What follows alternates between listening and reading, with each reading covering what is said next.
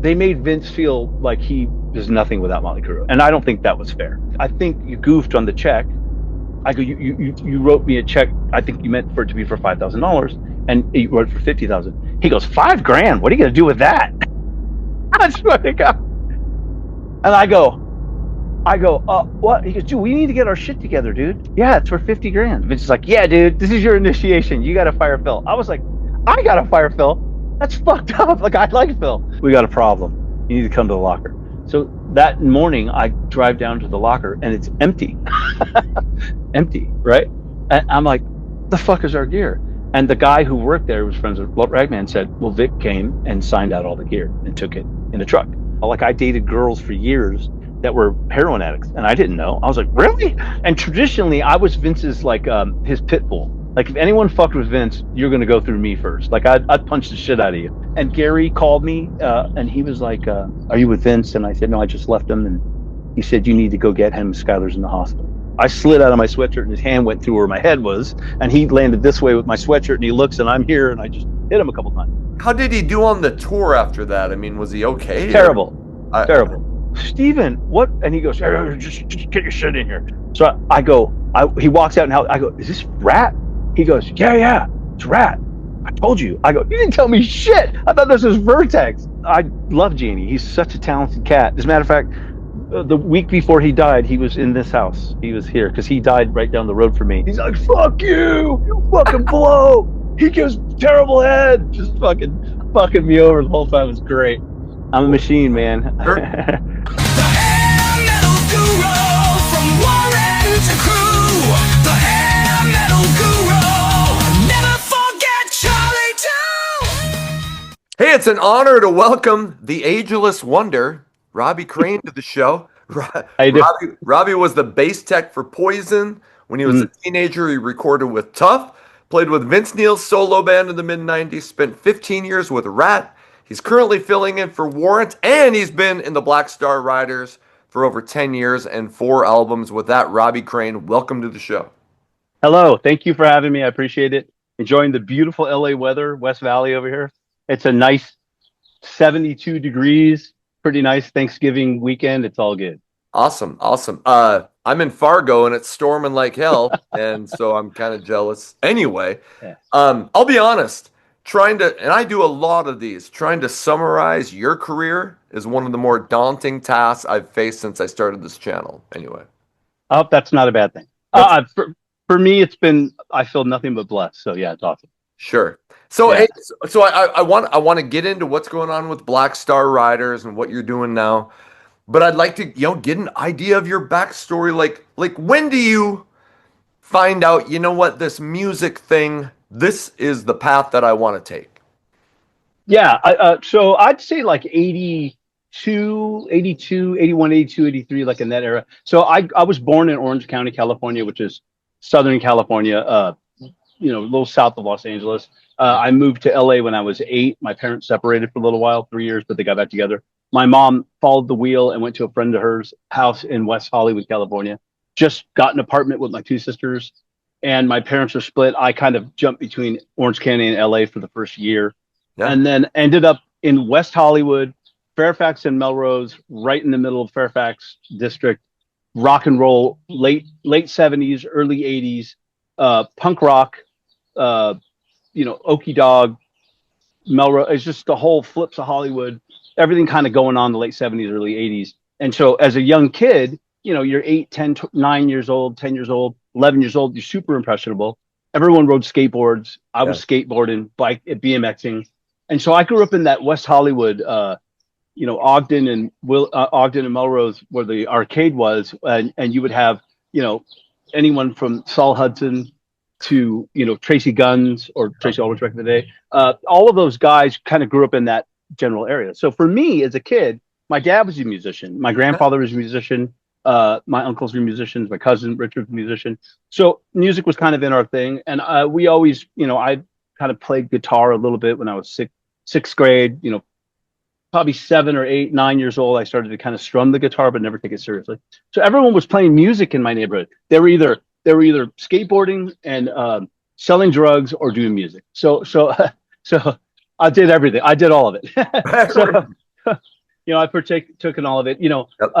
We were all latchkey kids, and pretty. It was a pretty loose lifestyle. 70s, 80s. It was free range parenting, and so it was not uncommon for 10-year-old me to be out at the Rainbow parking lot, saying hey to Blackie Law, hey Blackie at 10 with my skateboard and my bike wristbands and my long hair, and Right. they would be, all those people would be like, get away from me, kid. And, I just was a massive music fan. My friend Stuart Waldman and Charlie Zvulin, all of us, we would go up and hang out, because it was literally a 10-minute skateboard ride to the strip from our house. So that was kind of what made me think, like all of us, I mean, everybody got in, and this is pretty important. Like in junior high school, there was this classical guitar teacher at our junior high school at Bancroft Junior High School in West Hollywood, or Hollywood, and he taught everyone how to play guitar. I mean, I know Slash went to him. I think Tracy Guns went to him. I went to him. I mean, a bunch of us musicians went to him, and he kind of taught. He was cool. He would go, okay, we're going to learn a Segovia piece, but before that, what can I teach you that would make you interested? We'd be like Black Sabbath, Sweet Leaf, and he would play Sweet Leaf for us, and we would all. The whole class would be playing. I mean, we were in ninth grade, Right. So it was interesting times, but definitely supported by and I'm a firm believer in it takes a village to raise, all of us.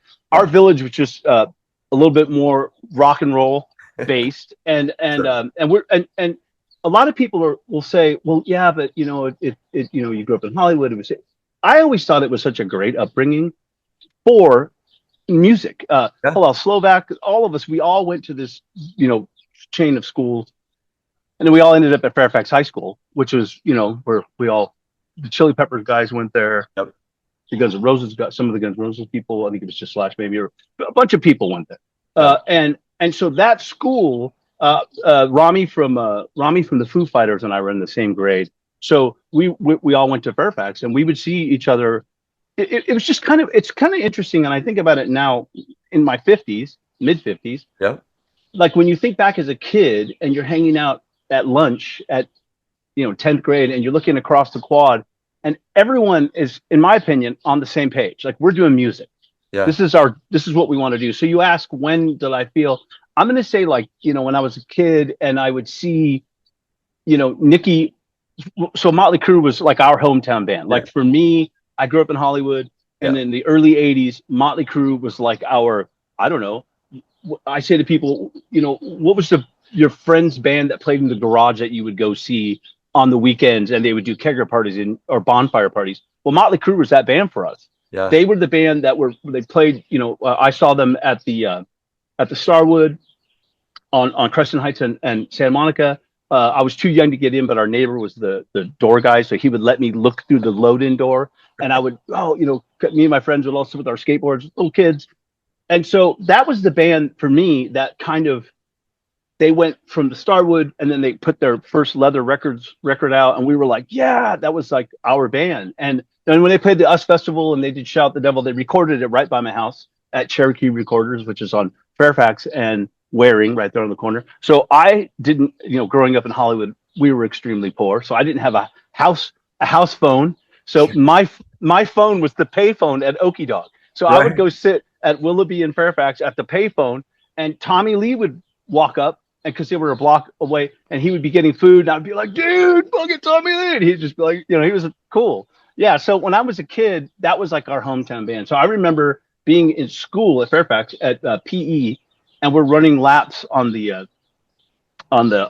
track field, which is on the corner right there on Melrose, right across from Cantor's. And we would see Nicky driving his black Corvette with the tops off, and it's just the top of his head we'd be like, Nicky. I mean, we were such fans, and I still hold them to be one of my. I mean, obviously, I love other 80s, 70s, 60s bands, but for me, my hometown band was Motley Crue, and so I think Motley Crue and that whole era and that time just really made me say, this is what I want to do. And then, you never know, you dumb luck your way into opportunities. Like I dumb lucked my way into the Poison situation, which I was 15 and a half when that started happening. Yeah, I'd love to hear about that.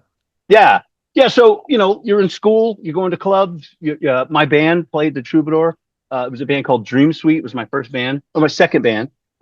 So summer of 8th grade going into 9th grade, I had a band with my friends, Stuart Waldman and Serge Shakarian and Sean the Shem. And we would rehearse every Tuesday. We'd play our 3 songs. I think we did a Dio cover, Rainbow in the Dark, and we did a local band cover, and I think a Maiden song. And we would just jam. And it was like, that was my introduction into the band thing. And I was like so into it. Yeah. And I have photos of that time. It's just great. And I'm still friends with all those guys. Yeah. And then my first band to play out, Stuart and I left that band, or that band kind of fell apart. And we started our first band called Dream Suite. And we had Joey from Funhouse, the guitar player from Funhouse. Right. And he plays bass in, he's still around playing. Joey was great. Joey was our rhythm guitar player, and this guy, Robbie Menzel, and this guy, Skip Whiting. And that was our first band. And so we played a Wednesday night at the Troubadour. So prior to that, we were flyering. And I'm going to say it was probably 6 months before we got our first gig. We were flying, and I met this guy, Russ Lentz, that worked for Poison. He was their light guy. Yeah. And he and I were talking, and he's like, kind of amp do you have? And I said, I have an Ampeg. And he said, an Ampeg? Wow. You should come down and let our bass player use it with a recording. So I ended up at the Palm Grove place off of Olympic and Palm Grove, where Poison lived. And it was the old Steeler house that Howie Huberman had. Yeah. And Howie Huberman's another name that just came in and out of my life so many times when I was a kid. I bought my first bass from him and Albert at Guitars R Us. But anyways, so I ended up at the rehearsal, and they just, I was kind of fiddling with Bob's gear, and I said, you got this plugged in wrong, and I plugged it in the right way, and they I just ended up teching that first show for them, and so I, again, going back more in my days, this is more important, I think. Again, growing up in Hollywood and going to school, one of my friends is this guy, Adam Shore, and my neighbor, Josh Cohen, who I'm still really good friends with. And they had a band called Warrant. Yeah. And it was Josh Cohen, Max Mazursky on drums, and Adam played bass and sang.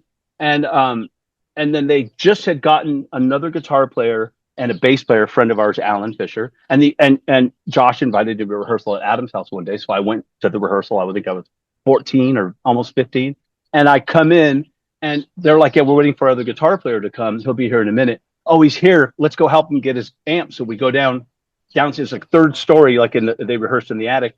And I went down, and there stood a skinny young Eric Turner with his yellow rabbit and hot blonde girlfriend and his Marshall amp. I'd never seen a Marshall amp up close or touched one, and his white Flying V. And I was like, this dude is a rock star, like legit, right? Like the first, wow, this dude's a legit, wow. And so I met those dudes. They rehearsed. They played. I went to their first shows at the Troubadour, and then I saw, and then Jerry Dixon's band Risk opened for them, and something happened. I stood in front of Jerry at the first show that we met him, and I don't know if anyone knows Jerry, man. Jerry's a badass bass player. Yeah. His girlfriend at the time, Gina Herman, and we all knew her. She was like, my boyfriend looks like Matt Dillon and plays bass like Steve Harris. And we're like, shut up, no way. So we go, me and a few of my friends, we're standing in the front with our arms crossed up. Let's see this. Jerry comes out, plays bass like Steve Harris, fucking looks like Matt Dillon. We're like, yes. Yeah. So, and he was cool, man. I mean, we met each other. I'm a year younger than Jerry. And we met when I was 14 and a half, 15 years old. And so I worked for Jerry. I was Jerry's bass tech for a little while. And again, I say this to people. People today will go, well, why'd you tech for so many people? It wasn't that I teched for so many people. I just was so hungry to be around music and anything. And I wasn't in a band yet. I just had a band. I was just starting to get into bands. And I just wanted to be around the music. And so I say this to people, like the garage band, again, in your neighborhood that you would go and hang out and you wanted to be around it. And, hey, let me help you move your amp. That's how I started. And so it started with Jerry and them. I met, a lot of people through the Warrant camp. And then so fast forward to the Russ Lentz thing. That's kind of what led into me ending up with Poison. Okay. And yeah, that's kind of how that whole thing took off for me with Poison. And then Poison, I think my first gig, I didn't, really know what I was doing, but I had a towel and a water, and I could play bass and tune. So I tuned Bob's bass and set up this rig and gave him a towel and water, and I don't know if you know Bob Dall, but he's such a cool cat, very serious guy. But he was like, thanks. And then he came over and he poked me and he goes, you're gonna win yourself a job. And so as time went on, I don't think he ever said you're my tech. I just kept showing up as shows went on. This is well before they got their record deal. Yeah. And it was right when CC joined the band. And yeah, so I stayed with them all the way through to the David Lee Roth tour. And yeah. So how was that? So you were on the Look What the Cat Dragged In tour when that album starts to blow up. Like what was that like seeing this band go from a club band that you were helping out to becoming like this big thing?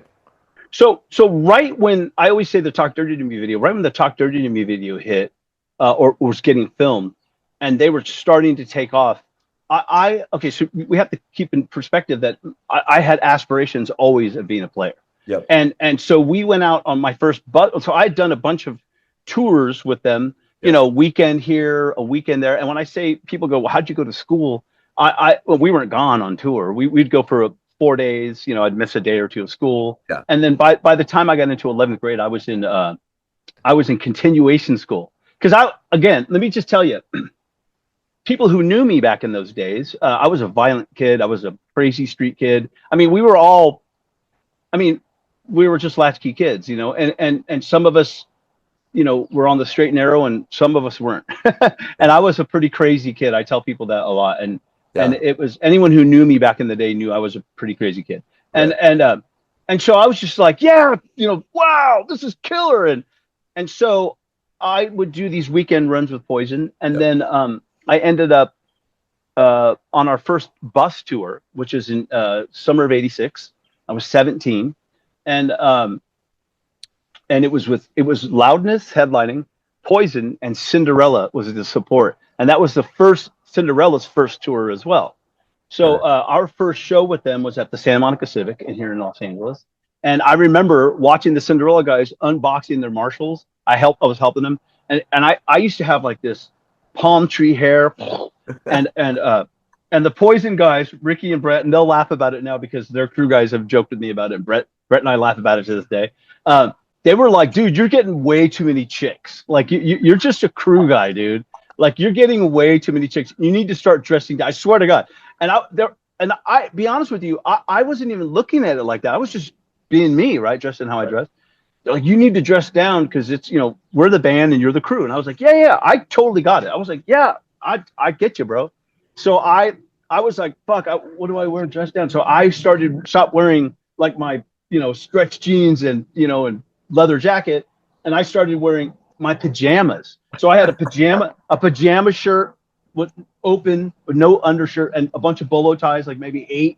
And then my pajama pants, I cut them into shorts, and I had two different wrestling shoe color, black and white. And I had, like 8 swatches on this arm and like 50 bangle bracelets on this arm. And then I had a look. It was like I was the only person that wore pajamas. Wow, you have the coolest look. That is, and I was like, okay. So it was like kind of grunge, pre-grunge.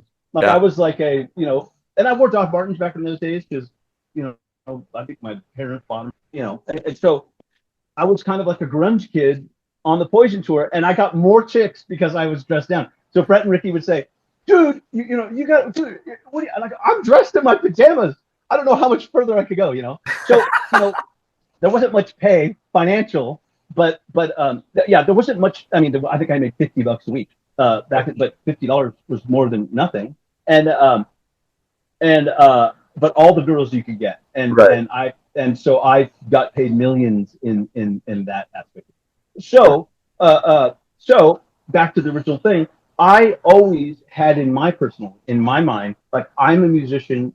I want to be in a band. I want to, like, I love, this is cool, but I really want to do that. So that first tour, I met Eric Brittenham, and I met, Masayoshi from Loudness.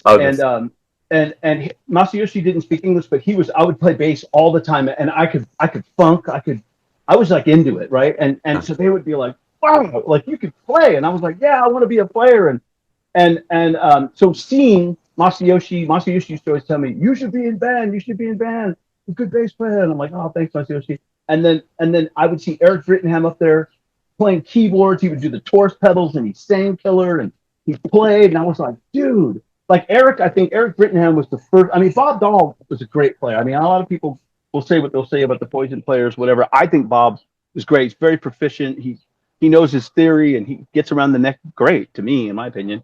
And it fits what the band does. And same with Masayoshi and same with Eric Brittenham. But Eric really inspired me vocally. Like he would sing, and I was like, shit. He plays Taurus pedals and keyboards, and he plays and he played 12-string on a song. And I was like, I want to be like that guy. I want to be like a utility guy that could do it all. And so that tour made me really say, okay, I want to do this. So I did another couple of runs with the band, and then right before the Ratt tour, before the David Lee Roth tour, I was like, Bob Dall, God bless him, he was so cool. I go, Bob, I think I'm going to give this thing a go on my own and become a player. And he was like, I swear, he goes, good for you. Good for you. He gave me 2 cabinets and a head, and because I didn't have anything, and I had a bass, my black P bass that I still have, and off I went. And he kind of gave me his blessing. He said, if you ever need anything, give me a call, which I never called him. I always felt a little weird about calling people, hey, bro, I need a favor. I just never felt like, I just felt like it was so intrusive. And I just kind of wanted to give it a go on my own. I don't think it was like, it wasn't anything to do with anybody else other than my own thing. I had kind of moved out of my house when I was about 15. Yeah. And so I was always on my own, kind of doing things on my own. And I kind of felt like, let's just if I'm really in a pickle, I'll reach out. But I as crazy as it sounds, I never really got in that pickle. And so I started playing in bands, and I played in probably 10 local bands. Yeah. But this is funny. I tell people this. I started kind of like I guess my professional music career started when I was about 18, because I started having bands pay me to play in their bands. And so because I was from LA, I worked for Poison. I kind of knew everybody. I kind of had a quote unquote draw built in already. Bands would come from out of state, out of town. They'd come into town. They were trying to get people to come. They thought if they would hire me as their bass player, they would instantly get the local draw, which it was true to a certain degree. So I was probably good for 50 to 100 people, but that was a lot for some of these bands. So some of these bands were like, it was a business decision. And I felt bad for some of the bass players because they were like, oh, they're only getting you because you're from here. I'm like, I know. And they're paying me $250 a week. So what do you want from me? You know what I mean? So I guess I early on started in that kind of deal. And then there were most of the bands I was in, I didn't get paid at all. I was just a part of the band. But yeah. So that's kind of how. Were there any bands that you were in that got close? Maybe that got close to the record deal. I just want to point out that the volume on Robbie's audio for the next 5 minutes is kind of patchy. After that, I talked to him and we got it straightened out. But I don't want you to think that the audio is bad for the rest of the interview. For the next few minutes, you can hear it, but it's not the greatest volume. So FYI, it will be fixed after that. Never. Okay. Never. I mean, no. And there are only a couple of bands that I played in that I was like, oh, these guys are great. I really want to be a part of it. And those are the ones I played for free in. And but most of it was just survival. They offered me a place to live and to take care of me. And I know that sounds terrible, but no, that was what was going on. I mean, I was just a poor kid from Hollywood that, I was using it as a business, and I never lasted in any of those bands. I think the longest I lasted in the band was 9 months. And so I again grew up, watching careers of other players like Rudy Sarzo and Neil Murray and guys like that. And I would say, oh, those guys play with different bands, but they're not in a band. And so I kind of, and Bob Daisley and a lot of that was going on. The Jakey Lee thing had happened in Aussie at that time for me. And so I kind of saw that from afar. And I later met Dana Strum when I was about 19, which is really important. I joined this band called New Haven. Yeah. And I lived in Hollywood my whole life. And so they lived in North Hollywood. Todd Lane came to me and said, "Live, I'll take care of you. Whatever you need, just join our band." So that's what so I joined the band. Like I moved to North Hollywood, 11220 Moore Park, North Hollywood, California. And I know that number so well because it was such an instrumental part of my life, that apartment. In that apartment building lived this gal, Jamie Dudley. She dated a lot of musicians, so that's how I met Michael Schenker the first time. And her daughter later became what's that big MTV show, Deliriousness or whatever? Oh, she's the Chelsea whatever. okay. She's her daughter, but her daughter was like a little baby when I was used to live there. But this girl Maureen Singleton, God bless her, she's passed. She lived in the building and she was best friends with Mark Slaughter from Las Vegas. So Mark Slaughter and Dana Strum, when they stopped playing with Vinnie Vincent, built Slaughter at that apartment. So I got to kind of watch from up close a little bit. And so our guitar player who joined New Haven, because I joined New Haven, we were in this band together, joins Slaughter, Tim Kelly. Tim Kelly. So Tim Kelly we were in New Haven together. And he went on to do Slaughter, and Dana and Mark were so awesome to me. They would send me out on stuff all the time. Just because they were just great guys, and they and then I find out, and I've known Dana again since I was 19, and it took until I was in Ratt, and I'm reading Charles's book, and he's like, yeah, this guy introduced Randy to Ozzy, and his name's Dana Strum. I'm like, what? I've known Dana forever, and he didn't tell me that he's the guy who. So I went to him, and I was like, Dana, at the sound check, like somewhere. He's playing bass, and Dana, and he's like, Robbie Crane, and I go, dude, you introduced, Randy Rhoads to Ozzy. He's like, I did. I'm like, why would you say something like? He's just, I mean, as much as people might think Dana might be a little braggadocious, he's just so humble and such a cool cat, and I love guys like that. I love Dana because he's a great businessman. He's an awesome person. If you call him and you need help or a question about something, he's always 100% focused and engaged in the conversation, gives you his best suggestions, and I appreciate him a lot. Him and Mark, as a kid, again, 19-year-old kid, I was around in that apartment building. And so I always say that apartment building or that experience kind of connected me to where I ended up with later, where I met Vince Neil, where I met, ended up in the Vince Neil band, which, got the ball rolling for me to get into the professional side of music. And I think of that 11220 Moore Park building a lot. It seemed like Dana Strum just always ended up in these places where just crazy rock and roll history happened. Anyway. Yeah. I mean, what a good dude. What a great player. What a great producer.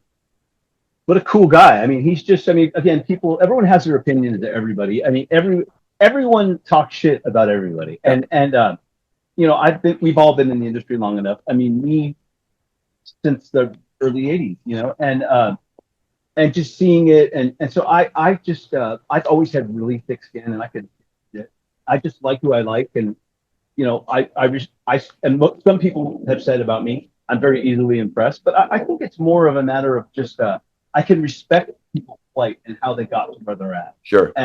And once they've gotten to a certain point where they are making a living at it, and they don't necessarily need to help other people, the fact that they do help other people, or at least engage in the conversation and aren't shitty about it, to me is impressive, and I'm appreciative of that. And so Dana's always been that guy. You can, again, call him anytime you want to call him, and he will pick up the phone and Bobby Crane, and he will give you his time, and I appreciate that. And he is very knowledgeable. He manages Vince to this day, and he's, in my opinion, has helped Vince straighten himself to get to where he's back in Motley Crue. I mean, he was in Motley Crue for a long time. This is prior to that. Dana worked him back into that, and I really appreciate Dana. He's a good dude. Yeah. The volume issues should be good from here on out. Okay, so you do, and you played with Adam. You did play with Adam Shore, the original singer in Warrant, in Hot Wheels. Hot Wheels, yeah. Okay. Yeah. Adam's bass player. This is funny. I was in this band called Paradise. So Paradise would be probably one of the first bands I joined. Although I had a few other little bands that never did anything, but Paradise would be the first band I joined and it was pair of dices in Eden, not pair of dices in dicing. That I joined that after the Poison thing. Okay. So I was playing in Paradise. I'd known Adam Gifford, the singer, since high school. He went to Beverly, I went to Fairfax. We knew each other forever, and we had a ton of friends in common. And he just said, "Dude, I want you to join my band." Again, I had the draw thing going on, so he thought it would help his band. Whatever. So I joined the band. My hair's like down to my shins. I'm like rock and roll as you could get, right? And then my friend Stuart and I'm 17 and a half. And my friend Stuart and I are like, "Dude, let's join the army." And we're like, "Yeah." So because we're like, he had all these convincing, we get the GI Bill, we can go to college. And I'm like, great. So we go down to the recruiting office. We both sign up. He gets accepted and I get declined because I had this arm thing and asthma and so they decline me. And I'm like, I can't. So he's like, "Wait a minute, I already signed up." So so long story short, we cut our hair off. So my hair, dude, I cut my hair off for the first time since I was, 13. And so I come to rehearsal in New Haven and they're like, I'm sorry, in Paradise. They're like, "What the hell?" And our drummer and our keyboard player had short hair, so I didn't see any problem with it. They were furious.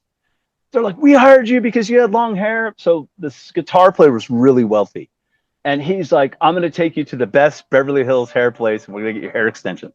So they got me hair extensions. And so I went from having, like, it was funny, I had this like short haircut, and then so you picture short hair, and then this long, kind of like my hair is now, long Indian hair down to my waist. And I was like, "Is that it?" The guy's like, "Yeah, there you go." And my eyes, I was like, my eyes. So I go home, and thankfully my mom, very, she's a crazy American Indian. She's like, "What the hell did you do to your hair? What is that?" So she gets a razor blade out and she just whacked at my hair and blended it in, made it look killer. So for about a year, I had these hair extensions. And so I'm in New Haven. I'm in Paradise. Yeah. And Adam and I, again, we went to school together.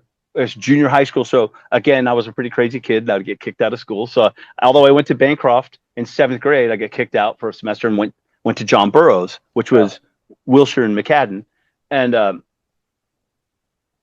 or is it Worcester and Sig? No, Worcester and McCadden.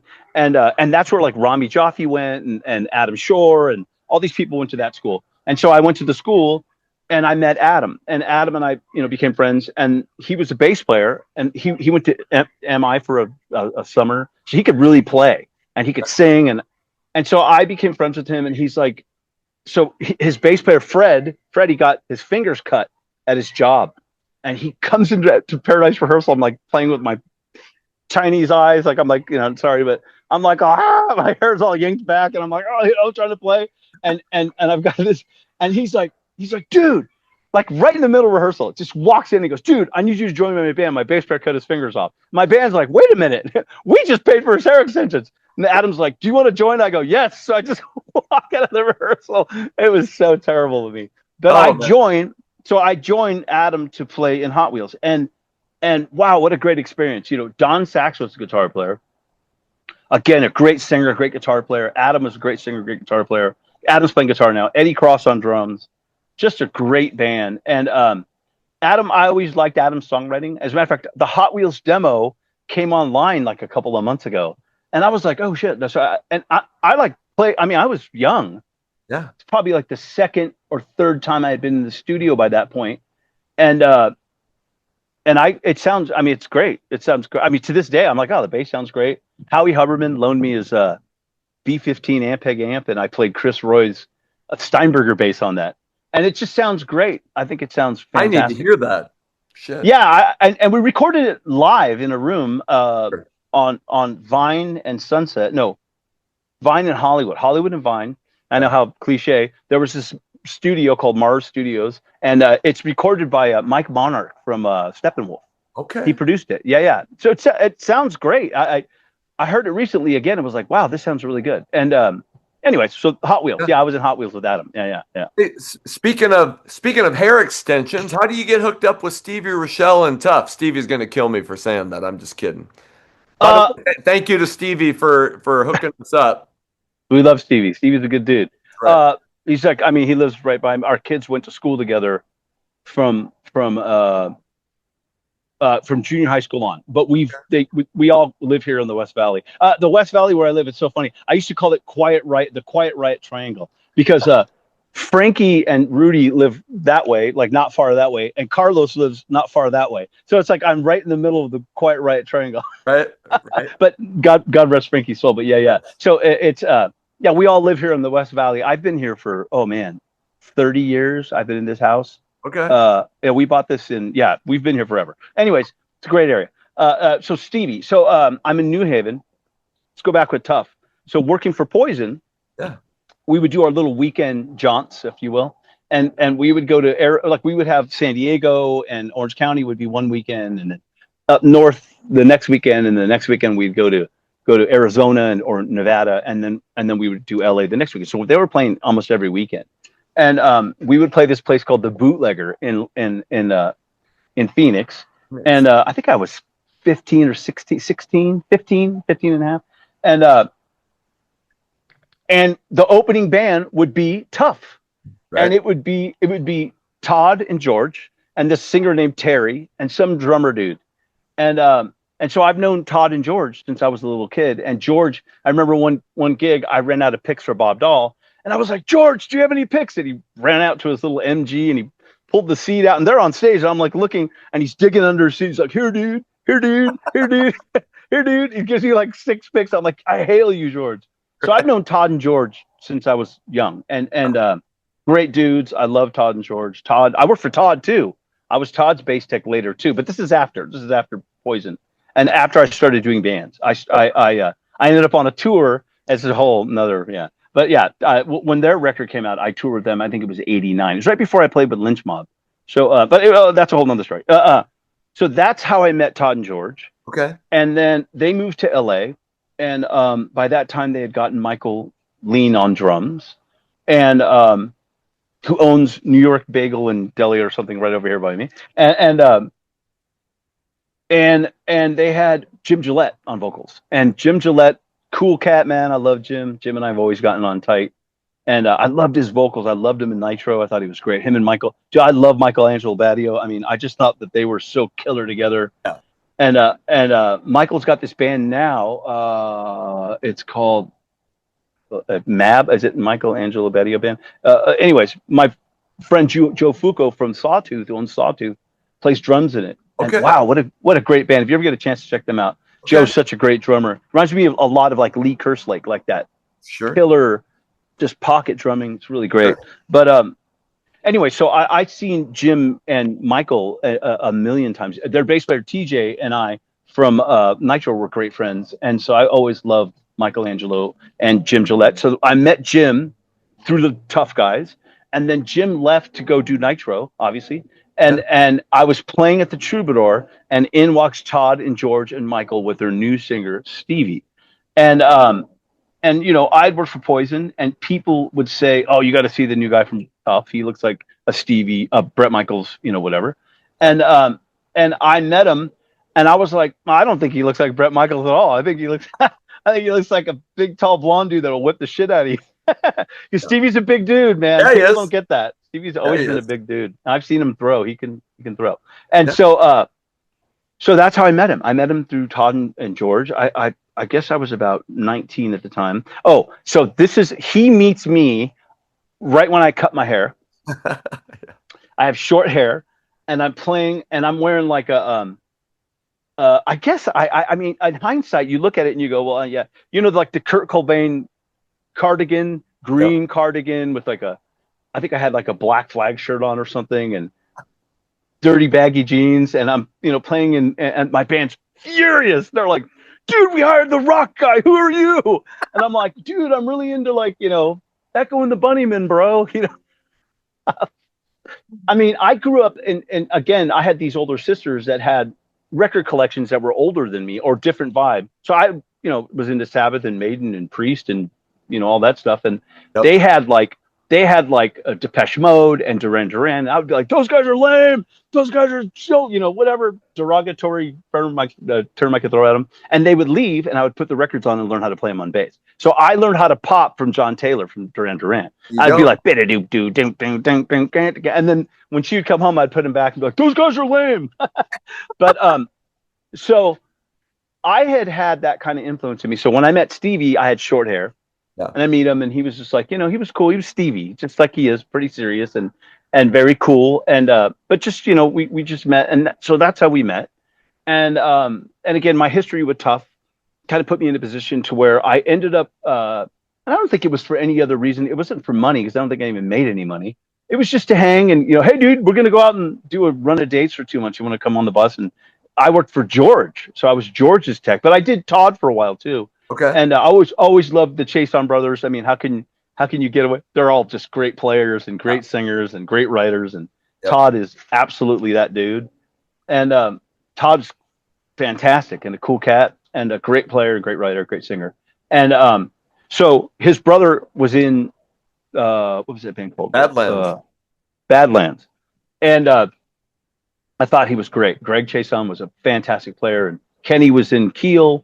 Yep. And I'd seen Kenny a bunch. And so when I met Todd, and I knew Todd could play, but again, he just, it was great to go tour with them. And so I worked for George, and that's how Stevie and I, we were always friends. And I don't think I never thought that they considered me anything other than just one of the dudes that hung out, because Stevie always had, or the tough people of the crew, they always had a group.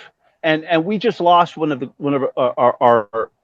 our good friends that we met on that tour in '89, Todd Wiltz, 9 Foot Todd, and Stacy. He was such a good dude, man. I loved him, and he was a really good friend to us. And I was there when he came to the gig in his IROC and in Detroit, and he got on the bus and left his car. I was like, dude, you're gonna leave your car? And he was like, dude, I just want to hang. So he ended up on the bus with us. And so the Tuff clan had always had a outer circle of a ton of people that just good dudes, and I'm still friends with all of them. And it's sad that we lost Todd, and Stevie just told me last night. But so that's how I met Stevie, and that's kind of how the whole Tuff thing went about. And then before I joined Vince's band, it was like right at the same time, January of '92. Todd, or prior to that, Todd had left the band, and they didn't. I was never in the band. They never asked me to join the band. They just said, hey, man, what are you doing? Can you do some showcases for us? We're doing these showcases. We just need a bass player to do these showcases. I was like, yeah, man. So I know the songs already. So I went and did the rehearsals and the showcases. And then they were like, we're going to do this demo for our label. And so I mean, literally went in one day and just recorded the bass on that, and it was not a big deal. And that was kind of the end of it. And then they called me. So then I'm hanging out with Vince and Rick Monroe. There's this really important person, Rick Monroe, in this whole interaction. But Rick and I became friends. We started a band called Monroe together, and I loved playing with him. He was still one of my favorite people in life, and he's got a band called Rick Monroe and the Hitmen. Now he's a country artist, and he's in Nashville. He's awesome. He's got records out. You guys should go check him out. He's my buddy. And Rick and I had some crazy times together, as all of my friends and I do. I think anyone that hangs out with me is like, dude, those times are so crazy. And I'm like, yes, because I was crazy and down for anything. Okay. And so Rick and I met, and so Rick is Vince's brother-in-law. Well, Rick and so Vince is married to Sharice Neal, and Rick's engaged to Shanae Riddell, which is Sharice's little sister. And they have, so that's how I meet Vince. And then they have a brother named Gary who hangs out with Rick, and Gary and I became best friends. And so before you know it, I'm what I used to always say, how to live like a millionaire on $2 a week. And so Gary, and it's right up here, right from where I live, like it's just over the hill right here. Vince lived, and Gary would always invite me up. Dude, come up and have a beer, dude. Be like 2 PM. And I'd be up there with Eric Turner and Gary and Vince, and we would just be at the pool. And I'd be like, dude, I'm at the singer from Motley Crue's house. And Vince would never really talk to me. I was Gary's friend, so he would be cordial, but he was always super cool, but he just was, he's Vince from Motley Crue. He just kind of doing his thing, and this is like Dr. Feelgood time, right? Yeah. And I'm like, bro, like you guys are like my band from when I was, grew up on, Yeah. And so Vince was always super cool. So that's how I met Vince, was through Rick Monroe. Yeah. And I forgot how I got onto that. I'll just yap for now. Well, we had been talking about Tuff, and I was gonna say that Stevie said they were gonna offer you the gig when you started hanging out with Vince, and that opportunity came up. Yeah, so how it went down with the Vince thing was I'd done the Tuff demos, and that week Vince's brother-in-law Gary, again, you have to remember, Vince never talked to me. Vince was never like, "Hey Robbie, what's up?" I didn't even think he knew my name. He would just be like, kind of give me a nod, like, what's up? And I was cool with that. Like I'm not gonna, I just don't kick me out of your pool party. You know what I mean? So I just was like cool with being like a background actor at the pool party, and I would just be sitting there like, yeah, cool, what's up? and I didn't even really drink back then. I would like nurse a beer. I come from a long line of American Indian, so I have come a long line of alcoholism. And I was like, I'm not gonna drink. I mean, it just didn't appeal to me as much. So but I would sit there with a beer in my hand and be like, spit it out, be like, or whatever. But I was just wanted to fit in, and hang out, and like I guess most people would. Yep. And so yeah, so I was I'd done the Tuff demos, and then which later become a few records. Like later it got released as Fist First, and then they did a few other things. And then it's on some of the songs I'm on too are on other compilations or something. But so I do that, and like that week, Gary calls me. He's like, "Hey dude, Vince wants to talk to you." And I'm like, "Huh?" And Vince is like, "Hey dude, what's up?" And I go, Hey dude.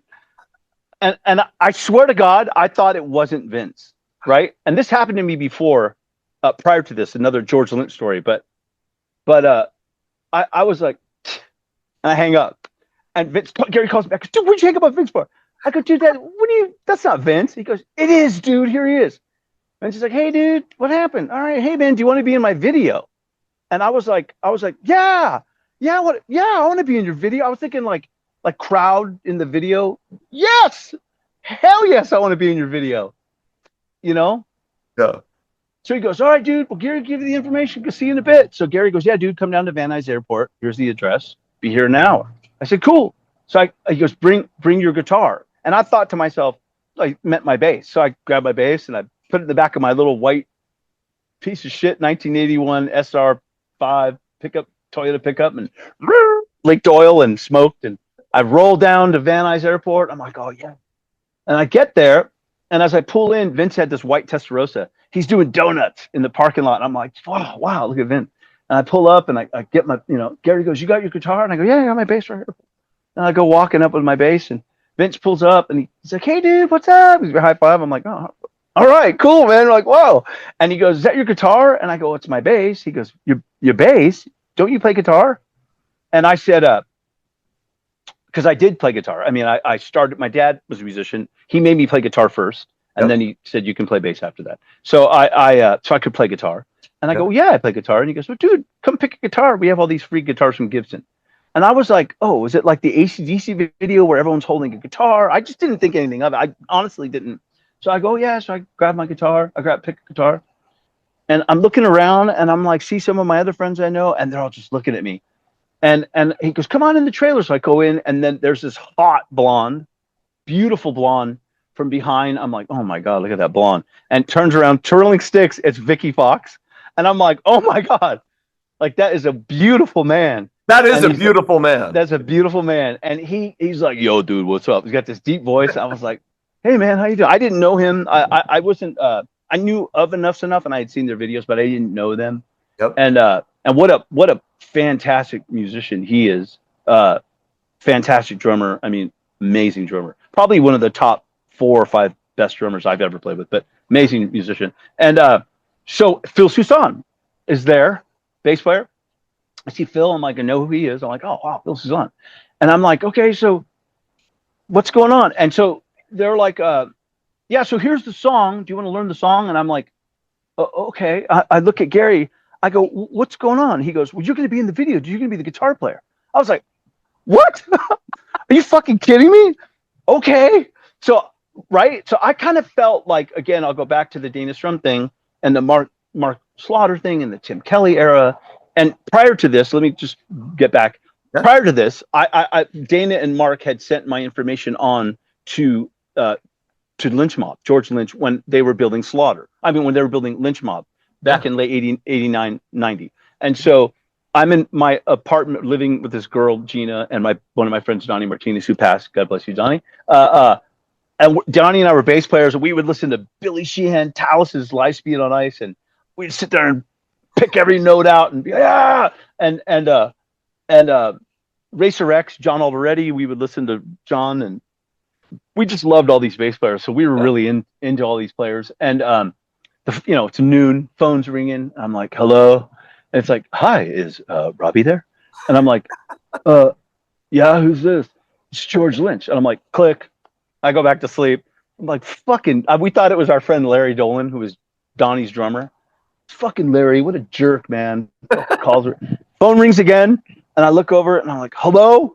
He's like, hey, man, you hung up on me. It's George Lynch. I got your information. And I'm like, is this really George Lynch? He's all, yeah. And I'm like, come on, George Lynch, you fucking calling me? And he's like, yeah. So we're auditioning bass players, and like, I'll get you a ticket, if you want to come to Arizona today. And I was like, okay, like, yeah. So I mean, again, Dana put me in that spot, and I fly to Arizona that day, and I auditioned for Lynch Mob twice. The first time I went out and played with them. This is like the typical like movie, like people like, you should write a book about this. I'm like, I shouldn't, because I have kids, and I would have to be honest. I have 2 daughters, and it would be just the Poison stories alone would be like, daddy. But so I land in Phoenix, and I have my bass and my little bag, and I'm like, it's like duffel bag, and I'm like, well, who and pulls up this purple Corvette, and it's got Wild Big Brown in it. Hey, dude, get in! And I'm like, oh my God! I get in the Wild Big Brown Corvette, and we're doing 100 down Scottsdale Road. I mean, it's the desert back in those days, all the way out to where he lived. And I stayed with Mick for like a couple of days, and I auditioned for Lynch Mob and played with them, and then I was 19, and I wasn't good enough. I mean, I just wasn't. Truth be told, I had never been in a professional situation. I played in a lot of club bands and did a lot of recording, but I just was so nervous. I mean, and be honest with you, it was more the nerves. I couldn't control my nerves. I was just like, oh my God, I'm so nervous. I don't know what to do. And so I just played, and it was okay. I mean, okay enough to where they sent me home, and then they brought me back. Yeah. So I came back, and this time I lived with Oni for a little while. And yeah, so I did that. And then I answered the door when Anthony Esposito comes. And so, they're like, we have this other bass player coming. He's getting audition for Dio, and he's going to audition for us. And so he comes and knocks on. I open the door, and it's Anthony. I'm like, hey, man. And that's how Anthony Esposito and I meet. I'm leaving to go to the airport. He's coming in, and he ends up being the guy, which was absolutely the right move. Anthony's awesome. Fantastic. I just had him on last week. So yeah, what a great man, dude. What a great dude. Anthony. I mean, I have so many stories about Anthony. He's such a fantastic person, and been instrumental in certain spots. When I'm in Vince's band, and we're out with Van Halen, 93, we would do, Van Halen was huge at the time, and not that they never were, but we were doing multiples in every city. So we played Jones Beach, and we played like 2 nights at Jones Beach, then we had a night off, and then we'd play the 3rd night. And on that night off, we all go to the Limelight. It's like a Sunday night. And so we're all wasted. And Stephen Piercy's band with Fred Coury's playing Arcade. Oh, Arcade, yeah. Yeah, what a great band. John, what was the bass player's name? Johnny, great bass. Johnny Andrew. Great bass player. Anyways, they're playing, and Ed Van Halen's there, and he's sober, but Ed's like, hey, I mean, not really. We're all wasted. I mean, Steve Stevens, Vince, me, Vic, Ed Van Halen, just all the whole crew. We're just ripping, right? Yeah. And Ed Van Halen comes over to me. He goes, hey, you know any Van Halen song? I go, fuck yeah. I'm wasted. Fuck yeah, I know Van Halen song. Let's jam. I'm all, fuck yeah, let's jam. Vic Fox comes over and goes, dude, we're going to jam with Van Halen. I'm like, cool. So So he goes, let this band, when this band's done playing, we'll go play. I go, I have a fucking bass. And Anthony Esposito's right there. He goes, I'll get you a bass, bro. So he goes home and gets his 59 P bass. I think it was a 59 or 58 P bass for me. Comes back with, I'm like, Anthony, bro, what a good dude, man. What a friend, right? Wow. And so we go up and we jam with Van Halen. Anthony was there. And at the Limelight, it was Vince, Vic, Steve, Edward, and I. And we jammed with Van Halen. And oh, shit. Yeah. And what do you play? We played like You Really Got Me and like just the basics, like 3 songs. And I mean, be honest with you, I was so wasted. I don't really remember. But I know the next day, Mike Anthony came to me and was like, dude, because he used to call me Mike Anthony to this day. When he sees me, he's like, Robbie Crane, does that high Michael Anthony voice. Because Vince used to say on the Van Halen tour, and they would run to the side of the stage when Vince would do it. He would introduce the whole band. Steve Stevens on the guitar, Vic Fox, and then he would go, and on bass guitar, Robbie Crane. Vince would do that. So Michael does it to this day, like that high pitched thing. And yeah, man, they were just it was good times. So it was Anthony. So that Anthony's been there throughout, and I love Anthony, and he's such a good dude. But so fast forward to the Vince thing. That's kind of how I got the Vince gig. Was I joined as a guitar player unknowingly, and so all of my guitar player friends were furious. They were like, "Dude, I went to MI. I moved here and played practice every day." And I'm like, I don't know what to tell you. I just got the gig.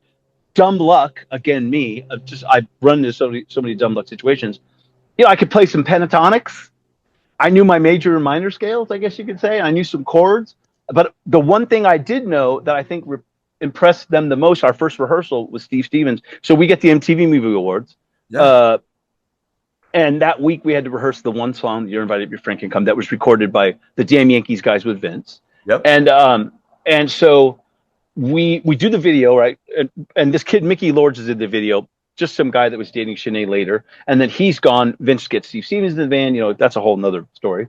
But so we're getting ready we go into rehearsal the first time as a band: Vic Fox, Phil Soussan, Steve Stevens, me, and Vince.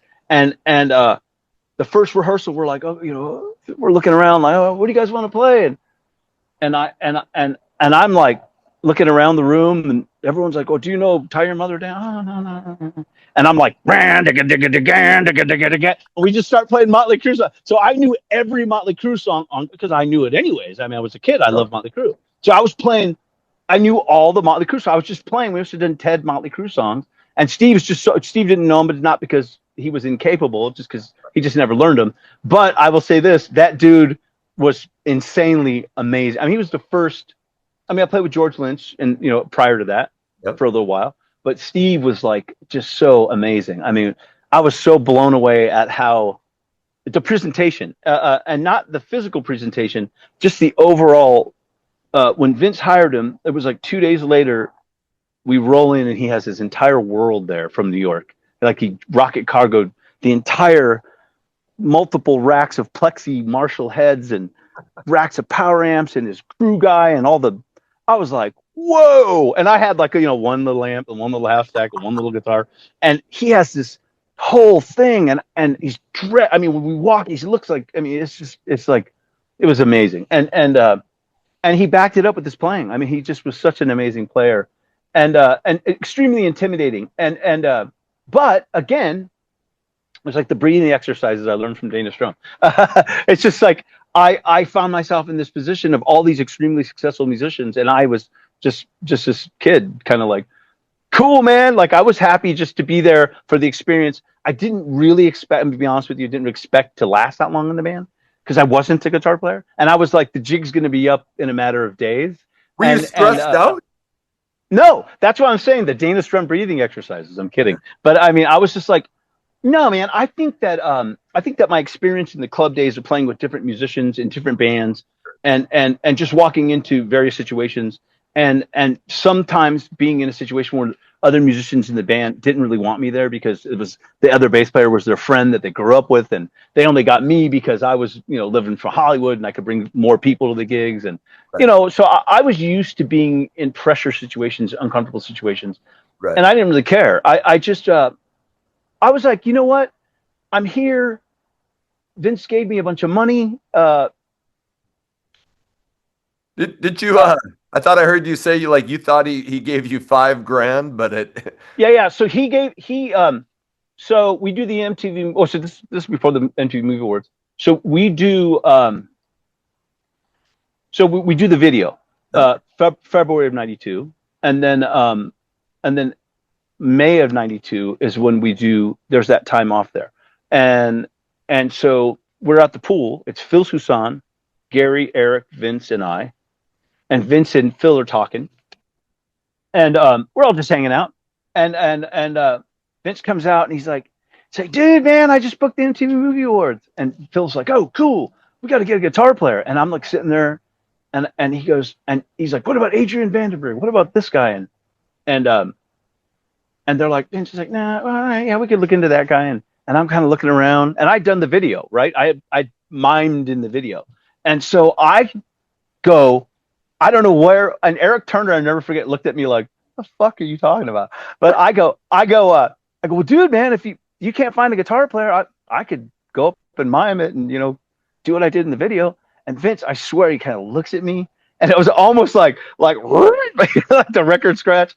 He just kind of looks at me like perplexed for a second. And he goes, well, dude, man, you're already in the band.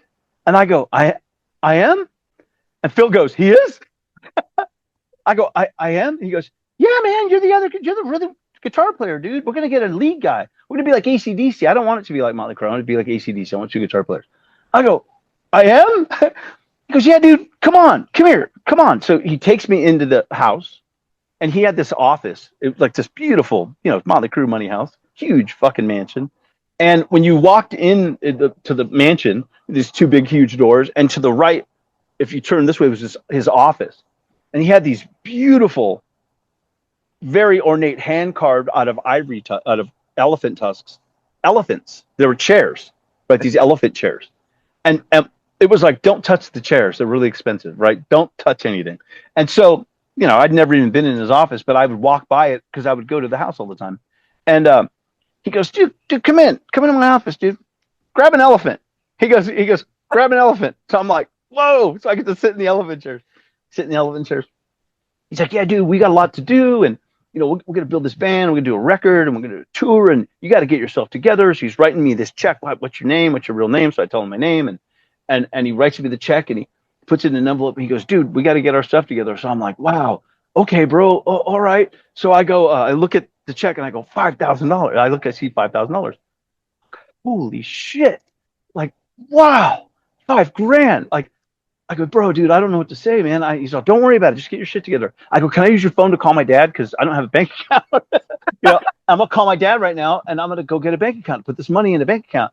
Because my truck was on its last leg, and I didn't have anywhere. This is another thing. I was living at my sister Paula's at her office. She had an office building.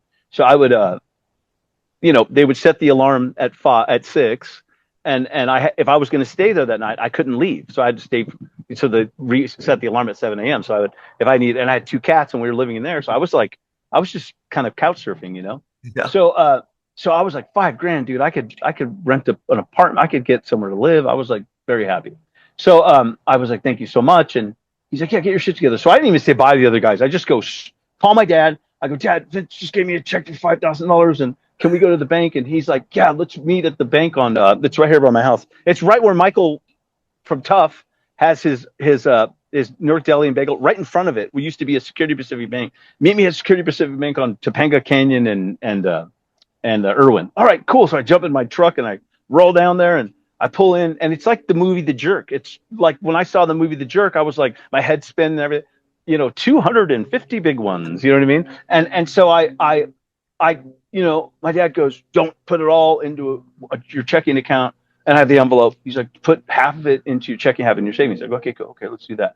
So I give the guy, I go, I want to open a checking savings. Okay, very okay. Sign the check. I sign the check. I give him my driver's license. And it's like in The Jerk. He goes, okay, so I want to put $2,500 in the checking and the rest in the savings. I go, okay. He goes, okay, this is for the checking. Sign this. Here's $2,500. Okay, and here's for the savings of $47,500. And I'm like, I go, wait a minute, what?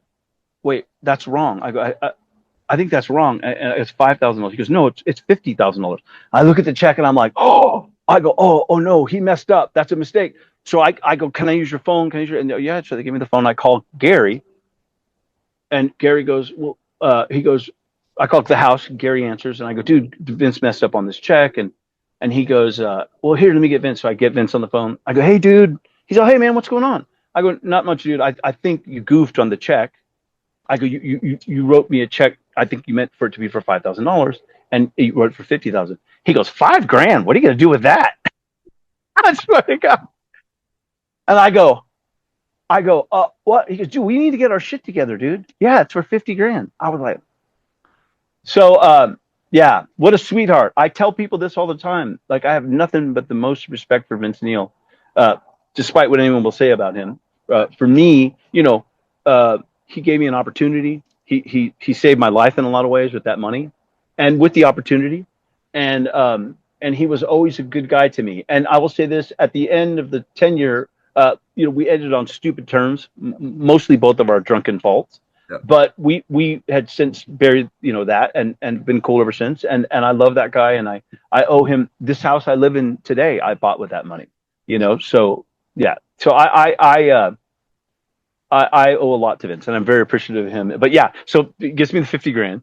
I put $2,500 in that, and my truck is literally dying, so I take it to get repaired, and they're like, "Oh, it's going to be." I mean, the truck was worth. I think I bought it for $500, yeah. Or $700, and it was going to be like $2,000 because the transmission was going and the engine was going. So I was just like, I need to get a new car.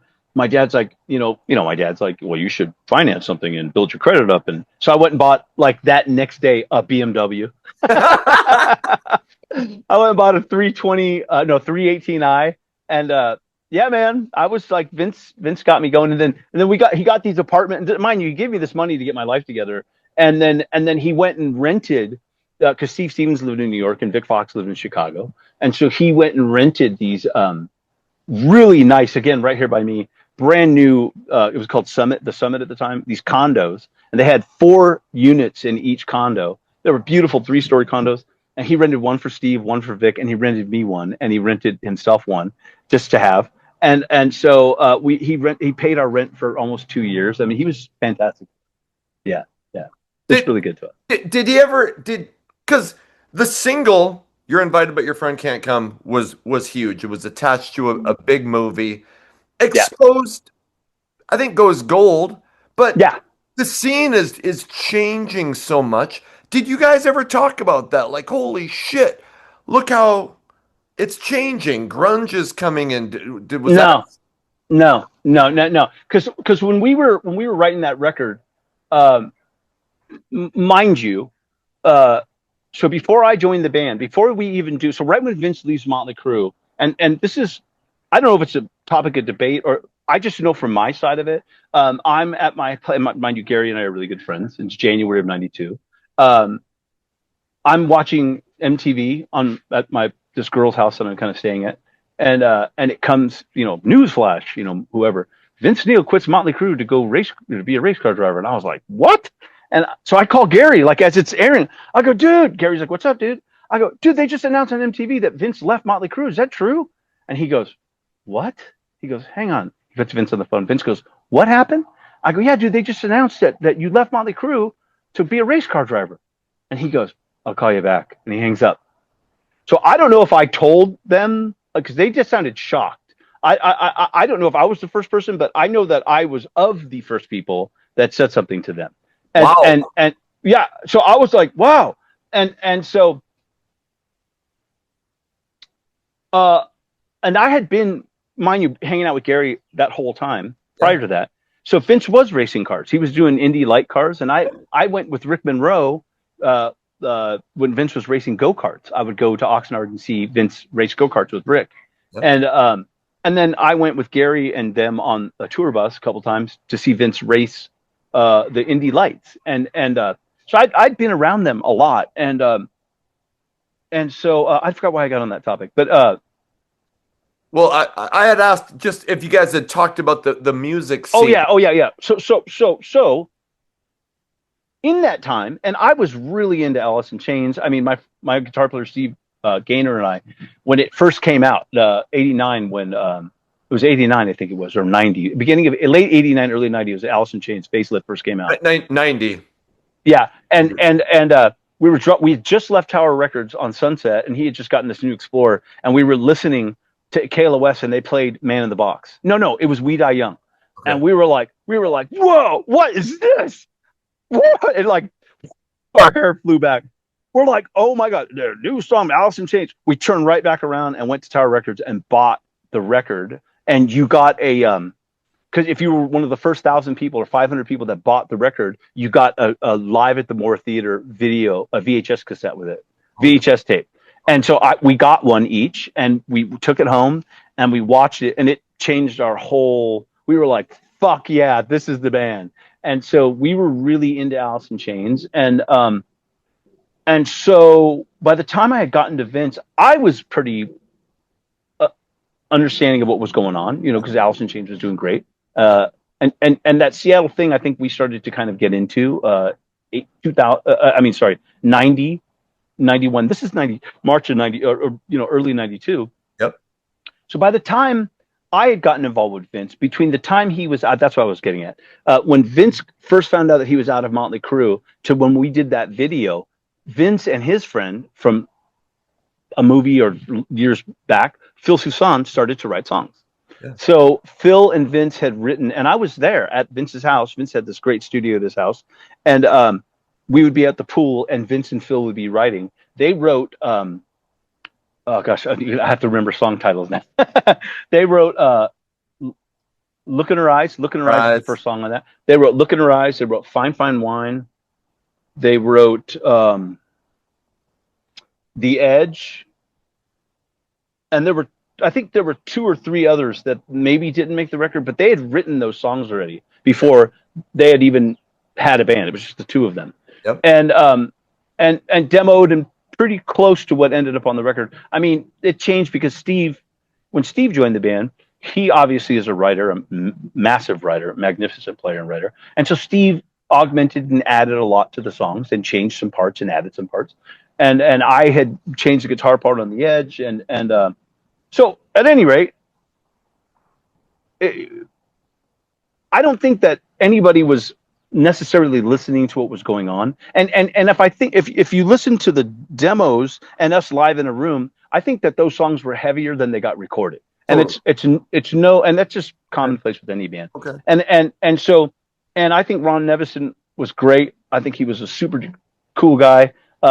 I think that Ron made the band sound more polished. I think that record, to this day, I've heard it, sounds fantastic, but I think that it probably could have not been so polished and so vocally. I mean, that's Timothy B. Schmidt from the Eagles singing all those background vocals with his partner. He had the singing partner. They sing all the background vocals.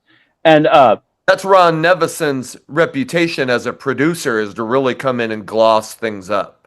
Well, yeah. I didn't know that. I mean, I mean, it wasn't my call. Right. Totally. I know that Phil was absolutely against it because they had done some work together before or prior to, and it didn't work out well for Phil and him. And yeah, I thought Ron was cool, man. I got on with Ron. I think Ron did a good job on the record. I thought he was fantastic, but I just felt like we're talking about sound and time. Yep. Vince might have been, and again, it's Monday morning quarterbacking, and you're talking to somebody who's just damn glad to be there. Of course.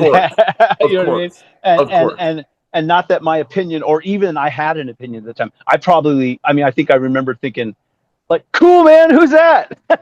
Right. And they were like, oh, he did Heart, and he did, all this other stuff. And then, Vic Fox, God bless him, he was such a great Chicago, Southside Chicago ribber. Ron would say shit to Vic, like, because Vic was, I don't know if people know this. I mean, Vic recorded that entire record like in a day and a half, just like flew through the passes. Perfect drum. I mean, he's fucking amazing. Yeah. Fantastic drummer. And it's just Phil. I mean, I'm sorry, it's just Steve and Vic recording that. It's just the drums. Okay. Just live at Record Plant in Hollywood. Prince was across from us. This is funny. Prince was across from us. And Vince had this thing every Friday. We would have there's like I don't know if it was an escort service, but it was like these dancing chicks that would come and dance. You know, they would come and strip for you at you know, yeah, I guess it was a stripper party, you know, for your entertainment.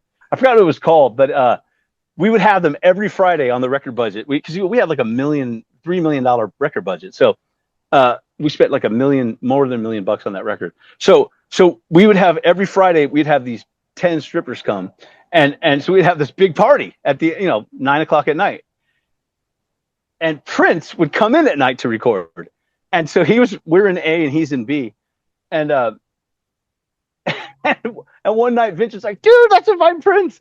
And they're like, no, do not go. Don't even look at him. Just fucking do not fuck with Prince.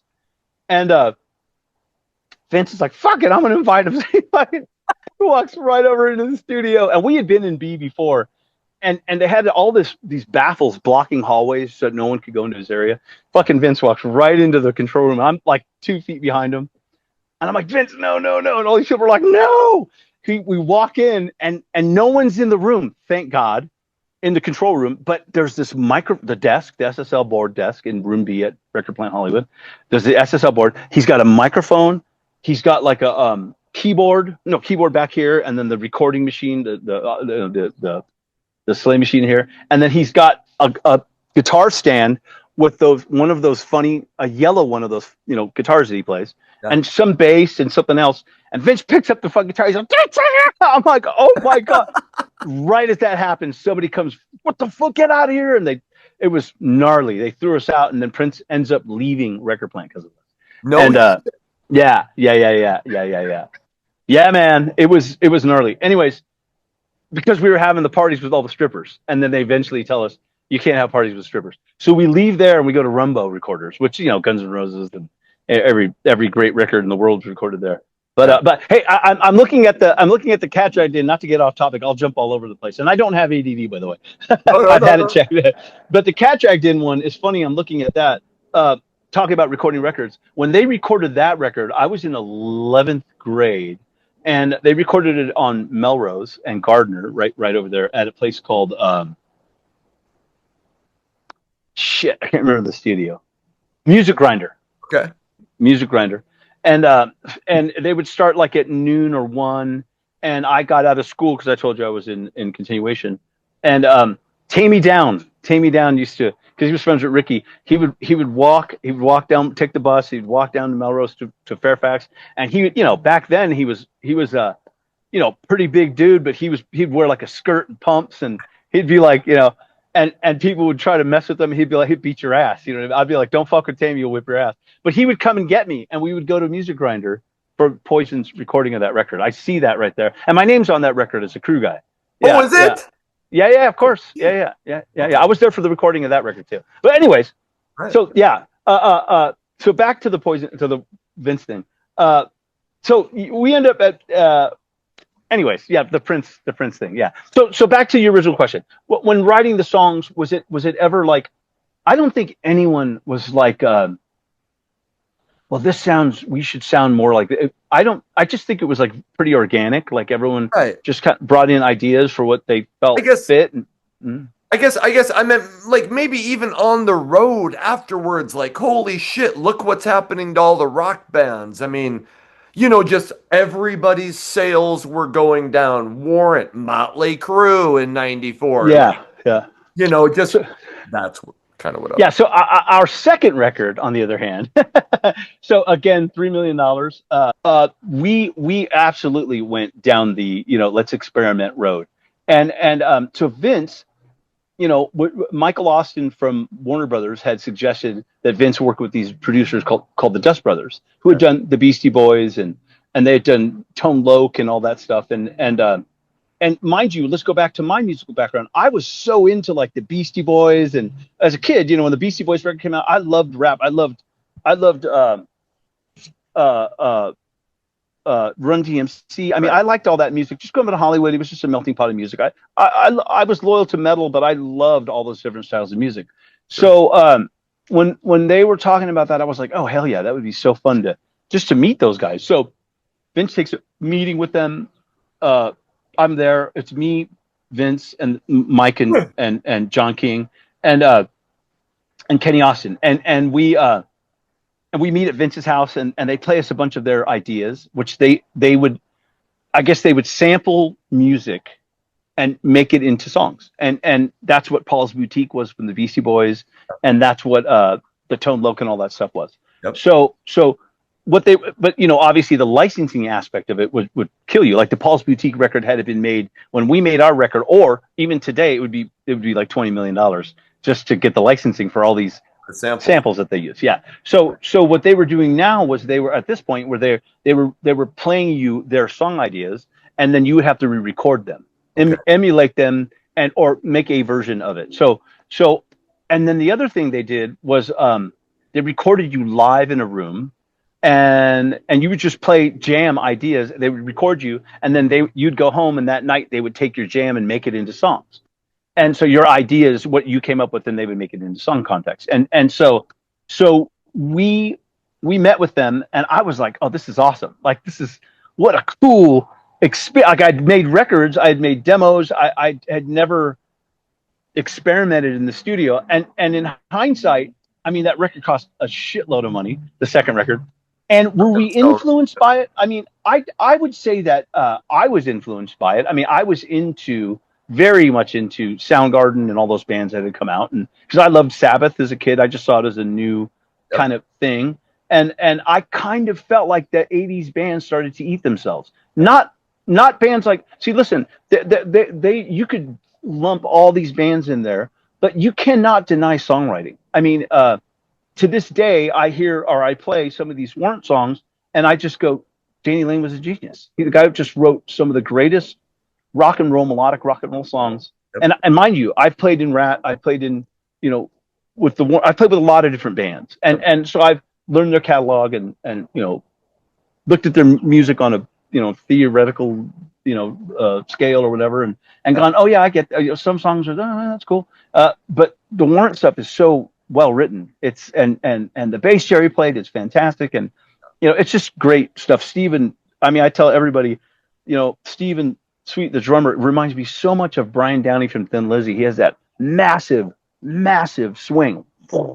Right. It leaves so much air in between. You can place it up front, your note up front, in the middle, in the back. I mean, he just gives you so much area to work with. I mean, those songs they just have such a breath about them. Yeah. The way that he swings those songs, and just, you can't get away from well-written songs. There's a lot of bands from that era that just had well-written songs. Winger's another one of them. They could dog on Winger all they want. Those guys had some great songs. These guys are musicians, will kill any musicians out there. I mean, they're some of the best musicians, the Winger guys. And so I love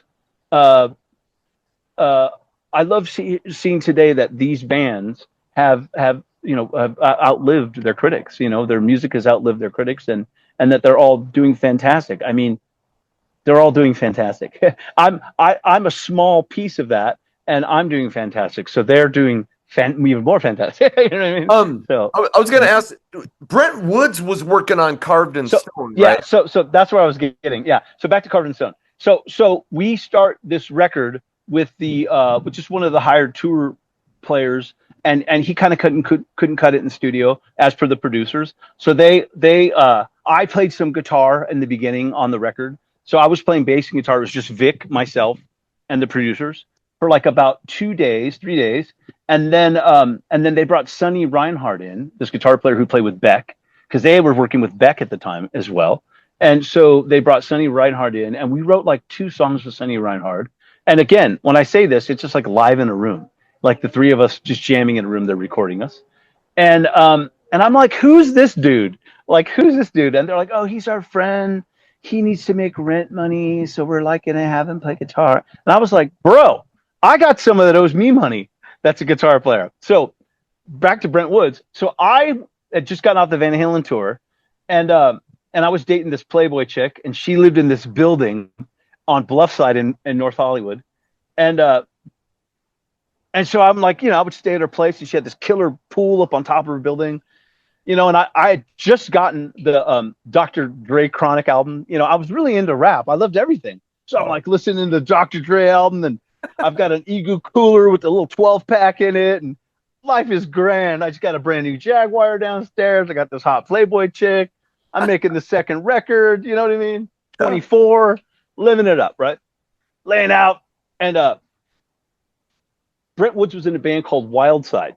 And I had known him from town. As a matter of fact, Stevie Rachelle turned me on to them and was a champion of that band for a long time. And so I thought Brent was a fantastic guitar player. I always thought he was a really good guitar player, but I didn't know him really. And so I'm swear to God, I could see it in my eyes. I'm laying out at the pool, like, you know, listening to whatever. And Dr. Dre album and the sun, you know, somebody eclipses my son. I open my eyes and it's this shaggy, no shirt wearing, beat up sweatpants, shorts. What's up? And I'm like, hey man, it's Brent Woods. I'm like, oh, hey man, what's up? Like I know who he is, but I'm like, don't really know him. Yeah. And he's like, what's going on, man? And he's like, not much, dude. Like, do you live in the building? I go, no, my girlfriend does, but you're in my son. You know, get the fuck out. I go, you want a beer? And so he gets a beer and he sits down and he cracks a beer and he drinks it. And I'm like, yeah, dude, I just got on the Van Halen tour, fucking making a new record, fucking life is killer. Did you see my new car downstairs? What's up? And he's like, I just lost my record deal. My girlfriend left me. I can't pay my rent. And I'm like, wow. So I nicknamed him Schlep Rock. I was like, wowsy, wowsy, woo woo, bro. You're like depressing. So my girlfriend would go, like, you can't hang out with that guy. He's so fucking depressing. Like, he is so depressing. And I'm like, oh, he's harmless. He's a really good guitar player. She's just like, he's depressing. So one day, I mean, I kind of know him, but not really. He knocks on my door and I look through the peephole and he's standing there with a blanket on. And I'm like, she's like, oh, it's that depressing guy. Don't answer the door. I open the door. I'm like, what's going on? He's like, dude, they're going to evict me, man. Can I borrow $800? I'm like, I don't even know you, dude. So I'm like, yeah, whatever. So I give him $800, pay his rent. So it happened a couple of times, right? So at that point, I think he owed me like $3,200. And I didn't really care. You know, I was just like, whatever. I was just like, fuck, dude. I've been there. So it's all good. I've always been like that. I don't, money doesn't, it's great to have it, but I've lived without it. I've had it. I've lost it. I've had it. I've lost it. I've never had a problem with money. So money's never had a problem. You know what I mean? So it's just, Right. it's always been like that for me. It's all good.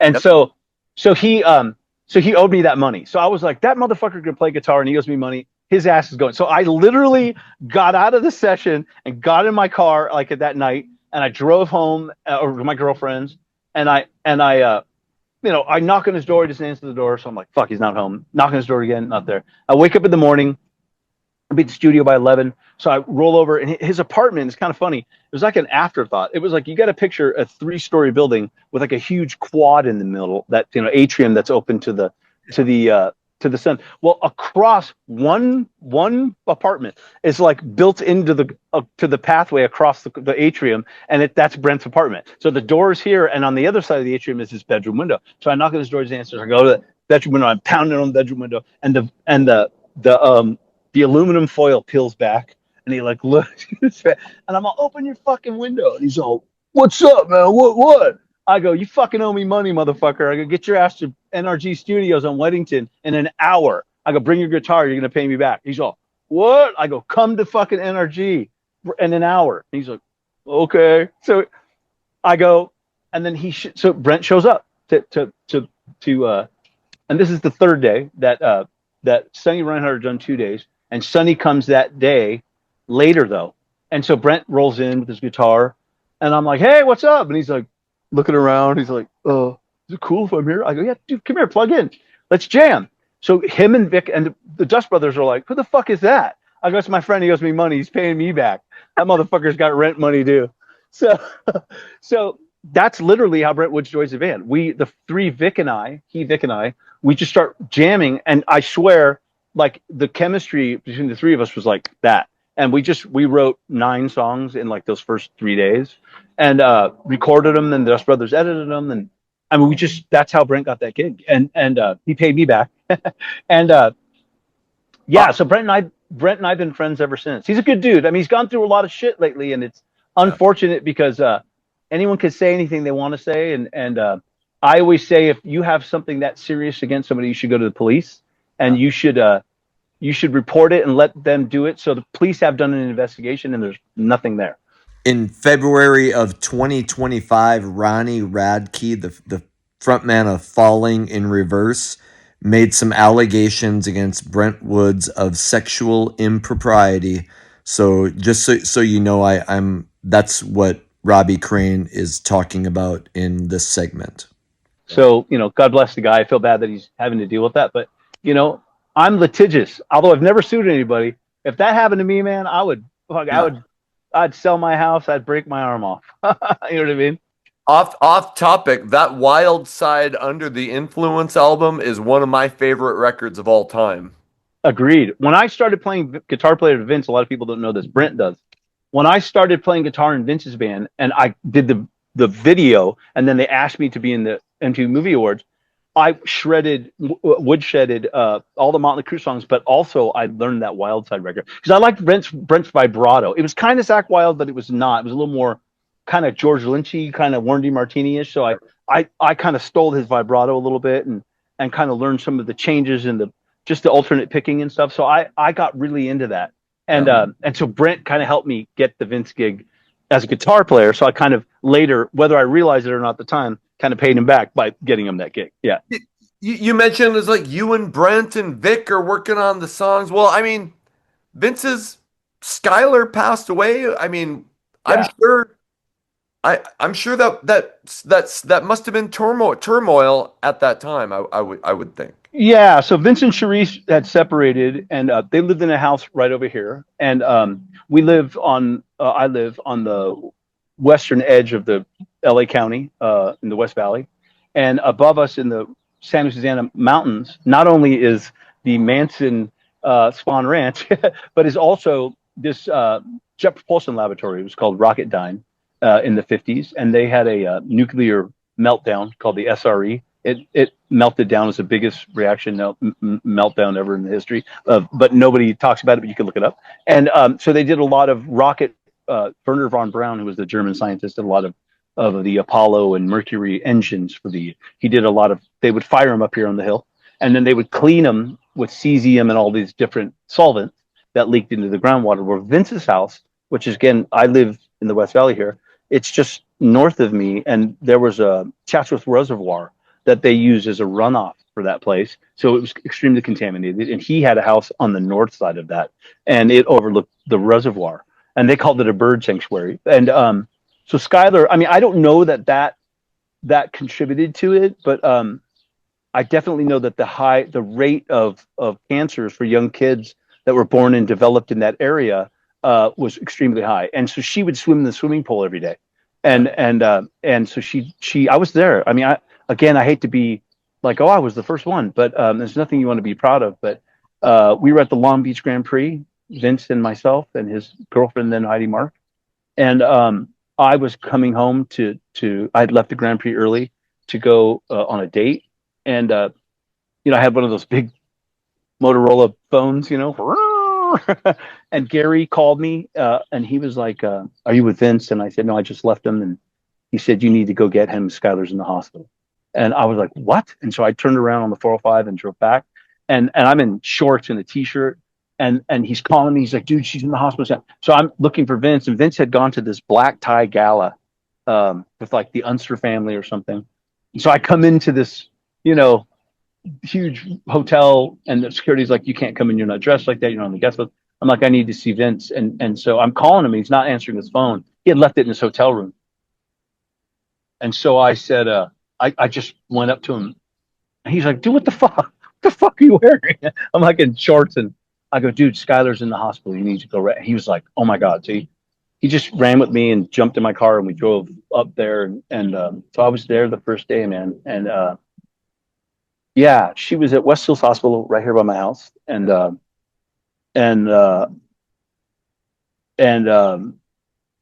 she had stomach cancer, man. And it was a terrible thing to go through, because we all went through it. Not to say that Vince and Charisse and the Riddell family and Vince's family weren't there, but we were all on the periphery for it. And so she was such a sweet gal. And Vince was a great dad. So when I met Vince, he had Charisse and Skylar and he was very insulated. Like, he was a family man. Yeah. And I was very impressed with who he was. You hear the stories, and you want your rock stars to be rock stars, but the Vince that I had met at that point, 89, 90, 91, was very, he was very family and he was a great dad, man. He bought her this this red Ferrari car. And I mean, it had to have been huge bucks. Yeah. And I remember Gary, he and I putting it together for her. And he's like, "Don't come downstairs. Don't come downstairs." It was like one Christmas. And yeah, I spent a few Christmases with them at that house with Skylar. And yeah, it's sad. It's hard, dude, for me, because I have daughters and they're in their 20s now. But I thought about that a lot and what Vince and Sharice went through. And Sharice, what a great gal. Yeah, man, it's terrible. It's terrible to think about. And so Vince, they had separated. Vince moved to Malibu, and he had called me one day. We were doing the second record, yep. And he was like, so let me go back. So when Skylar started to get sick, he was kind of floating. He and I had moved to Las Vegas together, and we had rented this place. It was Louis Prima's old house, and it was on the Desert Inn golf course. And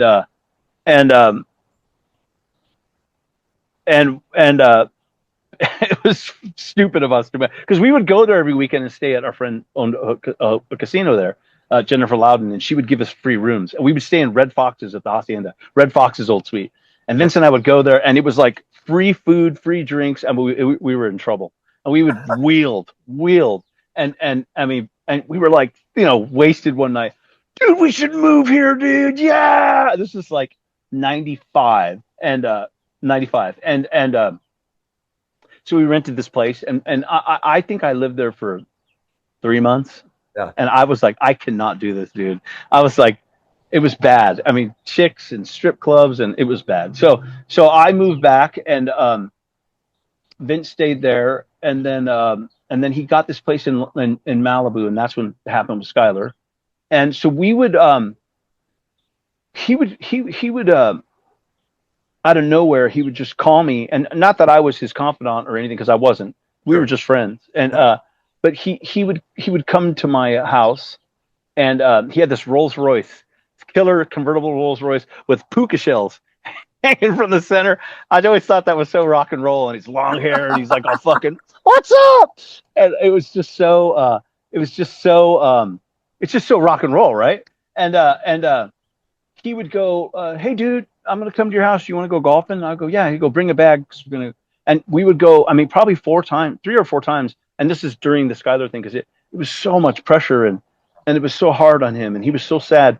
He would come and get me, and we would just go drive north on the 5 freeway in his car. And we would go all the way north and just drive for a couple of days and stop at golf courses. And, and he would just, I mean, he wouldn't talk, listen to music, and you just see tears in his eyes. It was really hard for him as a parent. Yeah, he really loved that kid, and she was such a great gal. So when she passed, it was a terrible experience for all of us. We all went to the funeral, and there were a bunch of like hangers on. It was ugly to me, because he had just gotten this new manager that I knew was not good for him, and just one of those people that was out for themselves and trying to get him. Listen, from the minute he was out of Motley Crue, I want to clarify this first. The minute he was out of Motley Crue to the time he rejoined, there wasn't a minute that I was like, "Bro, you got to go back to Motley Crue. Like, this is all fun and games and all that shit, but dude, that's your band. That's Motley Crue." And I love Karabi. Karabi I've known since I was young too. And when he first moved out, I knew Val. When I was in New Haven, Val used to do her hair, and she introduced John, and we would see this band Angora play, and I saw him in The Scream, and I loved him in Motley Crue, and I loved that Motley Crue record they did. I think that's one of my absolute favorite records. Shout Out the Devil's my all-time Motley Crue favorite record. 9th grade, 9th grade for me, like, yes. And that was our band, right? Yep. And so I just always felt like he should be back in Motley Crue. And I agreed that he should be back in Motley Crue. But a lot of these people that came on as his quote-unquote managers would be like, "Oh, that's great that you had your solo thing, funsies, but you need to be back in Motley Crue." And I agree with that. But they never supported his solo thing. And he had this obligation to Warner Brothers. And thankfully it was on WEA, and it was Elektra Warner Atlantic, or Warner Electra Atlantic. So it was Elektra, Motley Crue. It was all the same house.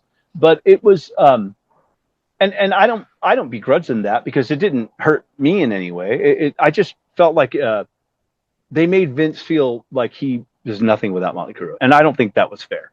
You know what I mean? Because I thought he did a fantastic job, being the first guy in and the last guy out every day, whether it was writing sessions or recording or rehearsal. He was always the first guy there and the last guy out, and very committed to it. And I thought that was killer. And his work ethic was great. I just loved it, and thought it was. I mean, he taught me a lot. So did Steve. But yeah, so Vince, after Skylar had passed, we were just finishing the record, and he had reached out to me and said, "Man, I wrote this song for Skylar, and I need help finishing it." So we got together at the recording studio up here, Cornerstone, and he had that, and so I was like, and Brent came in and had another part, so the three of us finished that song like in 10 minutes, and so we wrote that song. Well, he had the song pretty much, but we just added a few parts to it. Sure. And then we had the Giovanni brothers. Remember the Giovanni brothers? They were in that Hardline band. Oh yeah, the Giovanni or Giovanni or Giovanni. Yeah. They were in a band. Yeah, from Hardline. They were in a band called Brunette. They were from the East Coast, and they were in a band called Brunette. So I kind of knew them from the Strip, and they reached out to me and were like, "Hey man, if there's anything we can do for Vince, if you're going to do any sort of a tribute to his daughter." And I thought that was so cool of them. And so I said, "Hey man, we're recording this song. Maybe you could sing background vocals." So they sing background vocals on that, the Giovanni brothers, and such good dudes. And yeah, and so nobody probably knows that, right? That's like probably like I did not know that. Yeah, and so yeah, so Vince, we did that song for Skylar, and it was truly heartfelt. And the video is of Vince in his house at Big Rock on Malibu, and that house burnt down in the Palisades fire. Oh, yeah. But yeah, that time was so sad. Yeah, I mean, how did he do on the tour after that? I mean, was he okay? Terrible. Yeah, I mean, I think that, and rightfully so, I think that really it messed with him, and who wouldn't it? Of course. Yeah. And so he went through what he went through, and I don't think you ever outlive that or you outgrow that. I think it's always something that's in your life, and something that you can't not remember. Right. And so he does what he did. I don't know if he still does it, but he used to do the Skylar golf thing and foundation and stuff like that. And I golfed at a couple of them, and yeah, man. Listen, Vince is, again, he's had his history for whatever, that's not my business, and I don't really have an opinion on any of that. I only know how he's treated me, and he was very good to me, and we had some really good times together, and great opportunities. I mean, he put me in a position to be able, him and Steve Stevens, I would say, because Steve made me into a musician, a professional musician. Right. Steve taught me how to do it right, and how to enter situations, and how to handle yourself when you enter a situation on a professional level. And he made me a way better player. I mean, just maybe understand what to listen for, how he recorded bass, how he would, because I wasn't the bass player when we recorded that record. Remember, I was a guitar player. Right. Phil was the bass player, and the first record. So Phil was the bass player. Phil did his parts, and then and this is terrible. Phil did his parts, and then and then Steve was like, I mean, I love Steve, but I love Phil too. Phil and we get on great. Steve and I get on great, but it's like, Steve was like, something's not right. And I was like, yeah, something doesn't sound, he wasn't wrong, And so Steve recorded some bass, and I was like, that's killer. That sounds great. And so we would, it sucked for Phil. And so I was the new guy in the band. And so Vince, I'll never forget this, Ron Nevison and Vince and Steve pulled me into the control room in room A. And they're like, I'm getting fired. But I was, in all fairness, I was like, fuck yeah, man. What a great experience. This is killer. Dude, whoever thought? You know what I mean? Who would ever thought that I was a guitar player get this far? You know what I mean? It's like, it's like, are you a doctor? No, but I stayed at a Holiday Inn last night. You know what I mean? It's like, it's like one of those things. So So I was like, yeah, man, I'm getting fired, but fuck, that was killer, man. At least I made some friends, you know. And so I was like, yeah, man, what's up? And they were like, Ron's like, yeah, man. So yeah, dude. Steve, Steve's like, yeah, dude. So not for nothing, but you got to fire Phil. And I was like, what? Like, yeah, we're gonna fire Phil. Phil's not the guy. We're gonna get another bass player, and you got to do it. Vince is like, yeah, dude, this is your initiation. You got to fire Phil. I was like, I got to fire Phil. That's fucked up. Like, I like Phil, and so, and it had nothing to do. Phil knew it had nothing to do with me. So Right. I was the deliverer. I was the henchman. I had to fire Phil. So Phil came that day, and I told him, and he was upset. It was sucked for Phil because Phil didn't deserve it. But that wasn't my place, and that I was just, you know what I mean, wasn't my doing. And Phil and I get along great. We've talked about it, Sure. and he knows. But yeah, I that was my initiation. I had Wow. it sucked. Yeah, man. Yeah. Speaking of people getting fired, I mean, I don't think I've ever heard the Vicky Fox story, like about what happened. I mean, I've heard, but I don't know if The 20-year-old me, the 30-year-old me, the early 40-year-old me would have went off when I hear this. Sure. But in hindsight, it was so unfortunate, and it Sure. hurts my feelings today that I said a lot of the stuff that I said about it. All of it was true, Yep. but it's a sad situation, and I never took into account Vic's position in that he was in a successful band Yep. that was on Arista, and they were doing very well, and fantastic writers, fantastic players. Chip Z'Nuff, amazing. Derek Frigo, amazing. Donnie V, amazing. Vic, amazing. Yep. They had a great band going, and Vince, for whatever reason, not my business, did go to them and you know, wanted Vic in his band, and for some reason Vic agreed, and Vince spent hundreds of thousands of dollars buying him out of his contract from Arista. He did. He spent hundreds of thousands of dollars to buy him. Not my business. Yep. Nothing to do with me. So he brought Vic over, and I get where Vic, in hindsight, at the time and in the heat of my immature battle, I felt so much anger and so much I took it personal, that when Vince did decide to go back to Motley Crue, that Vic may have felt wronged, or not, like he left his band. He felt like the word wasn't honored. The agreement they had wasn't honored for whatever reason. Again, not my business. On my side of it, Vince treated me fantastically because I had no expectations, and I had no baggage. I had no prior career. I was just some local dude that was hanging out at his fucking pool. You know what I mean? But Vic did have a career and did have a band and did have some, really good stuff going on for himself. And so in that, I completely understand Vic's position and why he chose at the end of his tenure in the band. So we were out in 96. 96. Yeah, February of 96, or the first part of 96. My birthday's in January 5th. And every year we would be on a plane going to Japan for my birthday. The whole time I was in Vince's band. So we went to Japan, we did that thing, and then we came back and we did the States. And I think Vic thought that was the end of it. And I had known differently that Vince wasn't going to go back to the next year and that we had more touring to do. And so he for whatever reason, I can't tell you, there was some stuff that went down with a rehearsal. So when we would go to do a tour, we would go into a lockout rehearsal or third encore. But at this time, we were just doing this lockout place that we had befriended this guy, and later turned out to be a drug dealer. But we befriended this guy. And do you know who Larry Moran was? I know that name.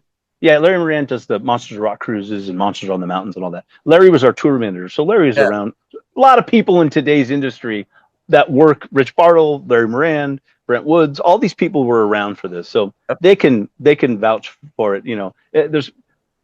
Anyways, we get this rehearsal studio. Vince's daughter dies. Yeah. He switches accountants. The rehearsal studio lapses for, I don't know, a month and a half.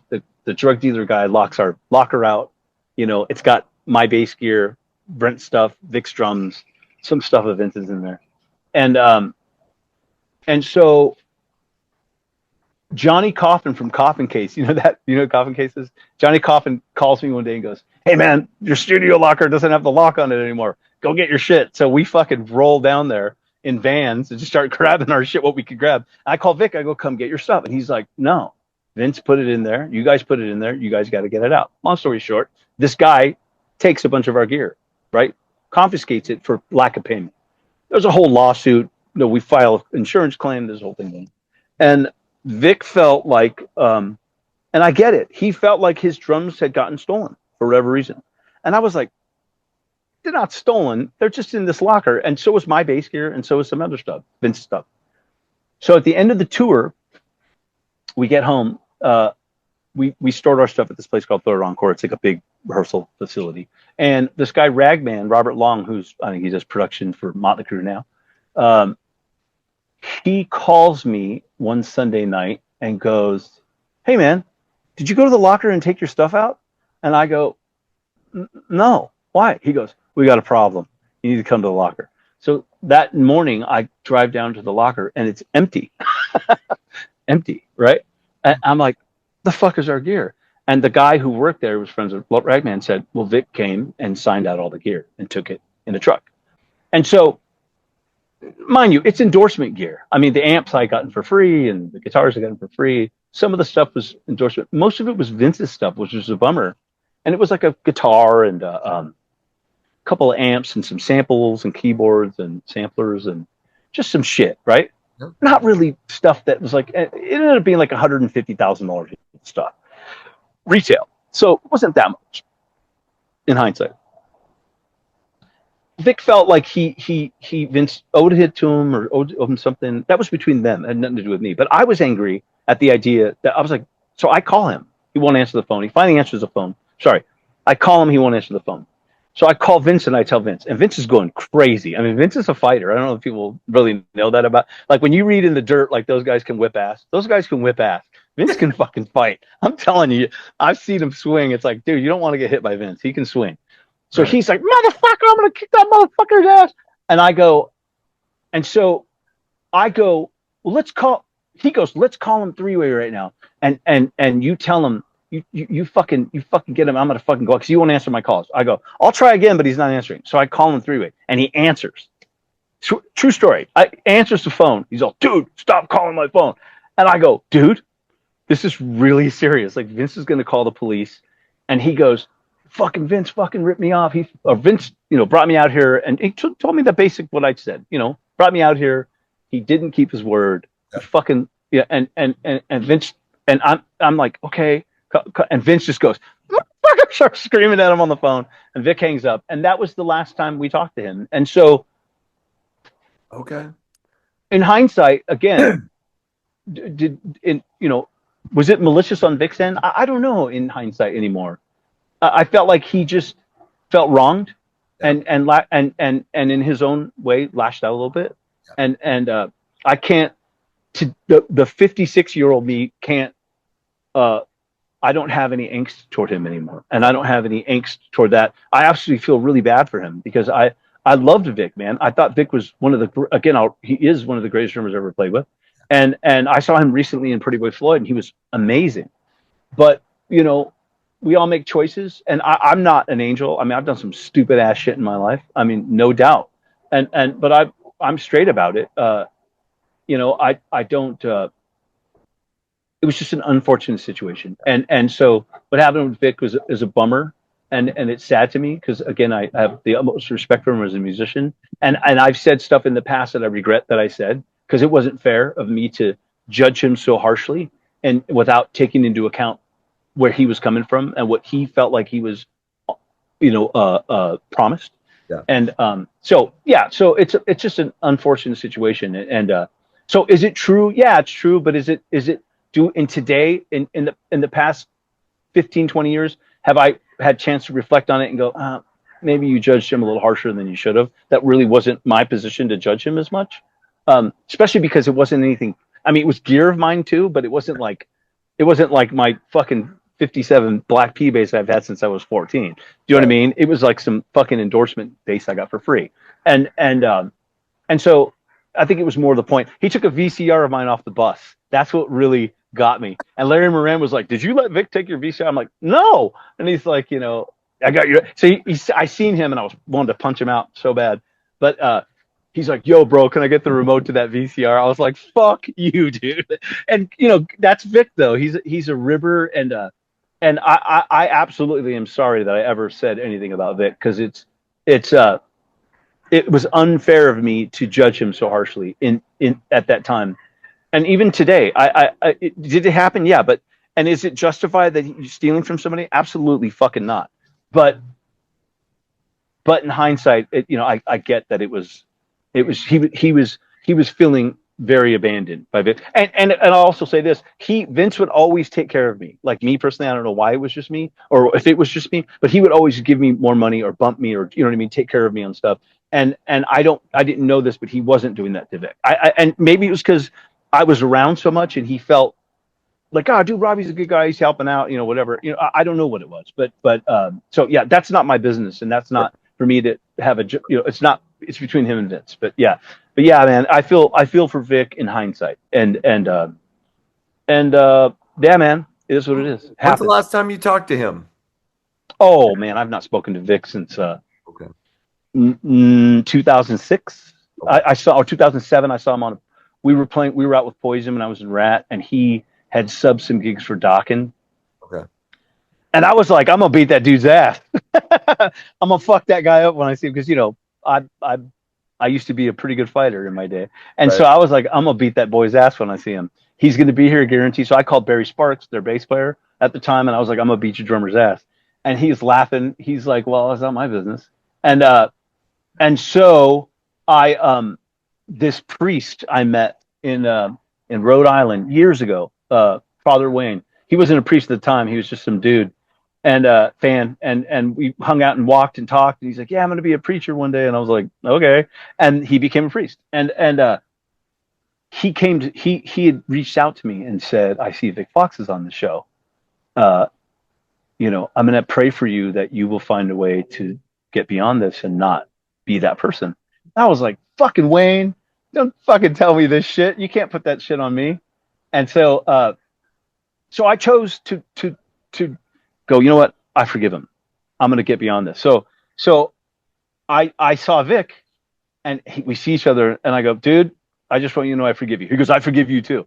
I go, okay, cool. We're cool. And then, you know, just knowing Vic, it wasn't real, but it's okay. I just, for me, I took that, and then I was still like, no, I'm gonna beat this guy's ass. And then he talked shit more, and I was like, you know, riled me up, and I shouldn't have reacted, because again, I never took into hindsight, or maybe it's growth and maturity that you just grow up and you go, oh, I never thought about I never thought about that guy's side of it, you know, and I didn't. I was very selfish and very very narcissistic in consideration for his plight. I never took into account that, you know, Vic was promised something that he felt like he was wronged. And although it had nothing to do with me, him taking the gear wasn't him lashing out at me. It was more between him and Vince. And it's not to say that Vince was wrong either, because Vince spent hundreds of thousands of dollars to get him in the band.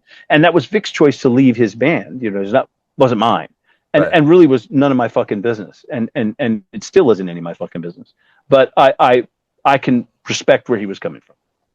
You've been nothing but complimentary about everything that Vince Neil did for you. I mean, you've said the reason you are where you are is because of Vince Neil. But Absolutely. I feel like I'd be stupid if I didn't ask you about the New York incident that brought about it to an end. If you want to tell it, or if you don't want to tell it. Oh yeah, it's not a big deal. So when Vic leaves, we had more touring to do, and we auditioned drummers, Brent Woods and I, at Audible in Burbank. And I mean, today it's a who's who of who the drummers are. Back then, it was a bunch of dudes that were just looking for gigs. And so we auditioned, and I didn't even remember this. He came to me and told me later. We auditioned.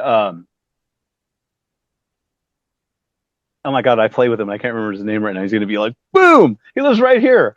Alice Cooper. Shit. Anyways, Bobby Rock auditions. Okay. Oh my God. I'm gonna. Oh, there's Paul Schneider. I'm gonna. It's. I can't believe I can't remember his name. I just played with them. In what band? We played the. We played the. We played the Eddie Trunk party together. Oh my God. Anyways, we understand all these drummers. Sorry. No, to him, I'm sorry. I don't know why I'm drawing a blank. I'm just yapping about so many things right now. Yep. And he's a great guy. Anyways, we audition all these drummers, and we end up picking this drummer guy named Ray Lazier, young guy out of school. And he's just out of PIT. He was playing in a few bands. And he had this green drum set, and his cymbals were really high, and he fucking played amazing. I was like, God, this guy's really good. So, I keep thinking about the other drummer. Sorry. So we're like, this is the guy. So end of the auditions, I call Vince and I go, dude, we got the guy. And he's like, call me back. I gotta call you back. I'm in this something. So I go, okay, whatever. We start shutting everything down, and in walks Randy Castillo from Ozzy's band. He's like, what's up, bro? This is where Vince's band's auditioning drummers. I was like, oh, Randy Castillo. Wow. Fuck. Holy shit. Yeah. We hired this guy already, this kid. He's all, fuck that. He goes, let's jam, bro. I'm Vince's friend. Let's jam. And I was like, I look at Brent. I'm like, let's jam with Randy Castillo. Like, he's Randy Castillo. I go, fuck yeah, let's jam. But then I go, oh, no, dude, it's drum sets. This other kids. It would be lame if you played on this kid. He's like, who is he? And we go, I know fucking Ray. It's cool. And I'm like, I don't know. So he gets on Ray's drums. I swear to God, we're like looking at him like, dude, don't touch his shit. He grabs the sticks and he looks up at the cymbals and he goes, what's with the ape hangers, bro? Like the motorcycle ape hangers, real high cymbals. Just the ape hangers, bro. He's all hitting the cymbals. So we play a couple of songs and he's fantastic. And we're like, it's Randy Castillo. I go, I'll tell Vince you came down, bro. And he's all right, bro. See you tomorrow. And we're like fucking Randy Castillo, right? So I call Vince back. Yeah, your buddy Randy just came in. Dude, that's the guy. He's our drummer. And I'm like, dude, yeah, but we hired Ray. And he's like, no, it's Randy. So we had to tell Ray Lazier after we hired him that he wasn't the guy, which sucked. And so we hire Randy and we rehearse with Randy. And I love Randy. God bless him. He couldn't get through one fucking song. We rehearsed for like 2 weeks, not one song at rehearsal. I'm like, Randy, dude, he's, we'll be fine, bro. Let's go get a Frappuccino. I'm like, no, bro, let's rehearse. No, we're cool, bro. He'd go through half a song and he'd stop and he'd be like, how's that go again? And we'd be like, dude, we're not ready. Oh my God. So we leave there like Brent and I going, how the fuck are we going to do this? He's not going to get through one song. So the first show, he's perfect. Fucking every song, every segue, just all perfect, twirling, just Randy Castillo, right? Yep. We're like, oh my God, he was so good. And so Randy joins the band. Yep. I'm sorry, I'm so sidetracked with the Alice Cooper drummer. The fact that I have to look is so embarrassing. Glenn Sobel. Oh, Glenn Sobel. God. Right. He lives right here. He went to the same school my daughters went to. I see him all the time. I jam with him a bunch. It's just embarrassing. Sorry, Glenn. I love you, buddy. I don't know why I was trying to blank on your name. I just kept thinking, because I was talking about the auditions. Anyways, Glenn Sobel, a bunch of drummers auditioned. Yep. A lot of other guys, too, that became later guys. And you're like, oh, my God. And I see him in there. They're like, yeah, dude, do you remember me? I'm like, Glenn Sobel did this to me. Hey, man, do you remember me? I'm like, no. He's like looking at me. And he's like, well, I had curlier hair. I'm like, okay. And it was longer. I'm like, okay. And he's like, I auditioned for you when I played with Vince. I'm like, when you played with Vince? I was like, really? And he's like, yeah, you said I looked like Bobby Rock and I was too buff, which you did. And I was like, so, yeah. We wanted, we had Vic. We wanted a single kick fucking Ian Pace. I mean, he was so Ian Pace, Vic. Right. He was like that Ian Pace. Like, he was an amazing drummer. Anyways, still is. So I'm out on tour with Vince. I got Randy in the band. By this time, he's going back to Motley Crue. Yep. And he wouldn't tell me. He wouldn't say, Robbie, dude, I'm going back to Motley Crue. Because I was the last of the original band guys, right? Yep. And I mean, I didn't look at it like that. I didn't really give a shit. I was just having fun and happy to be there, right? Yep. And so he was like, there was nothing between he and I at all. It's just one night we played in South Carolina. I think it was Green something, South Carolina. And we had 2 buses and a truck, and Vince's bus left early. We stayed. It was Vince, Warrant, Slaughter, Firehouse, and just Vince, Warrant, Slaughter. Yep. And then Vince's bus went by itself. And about 2 hours later, and it was like a 15-hour, 14-hour drive. We had to go to Elmira, New York, right? It was like a really tight drive, right? We had to leave at a certain time, otherwise we wouldn't make the gig.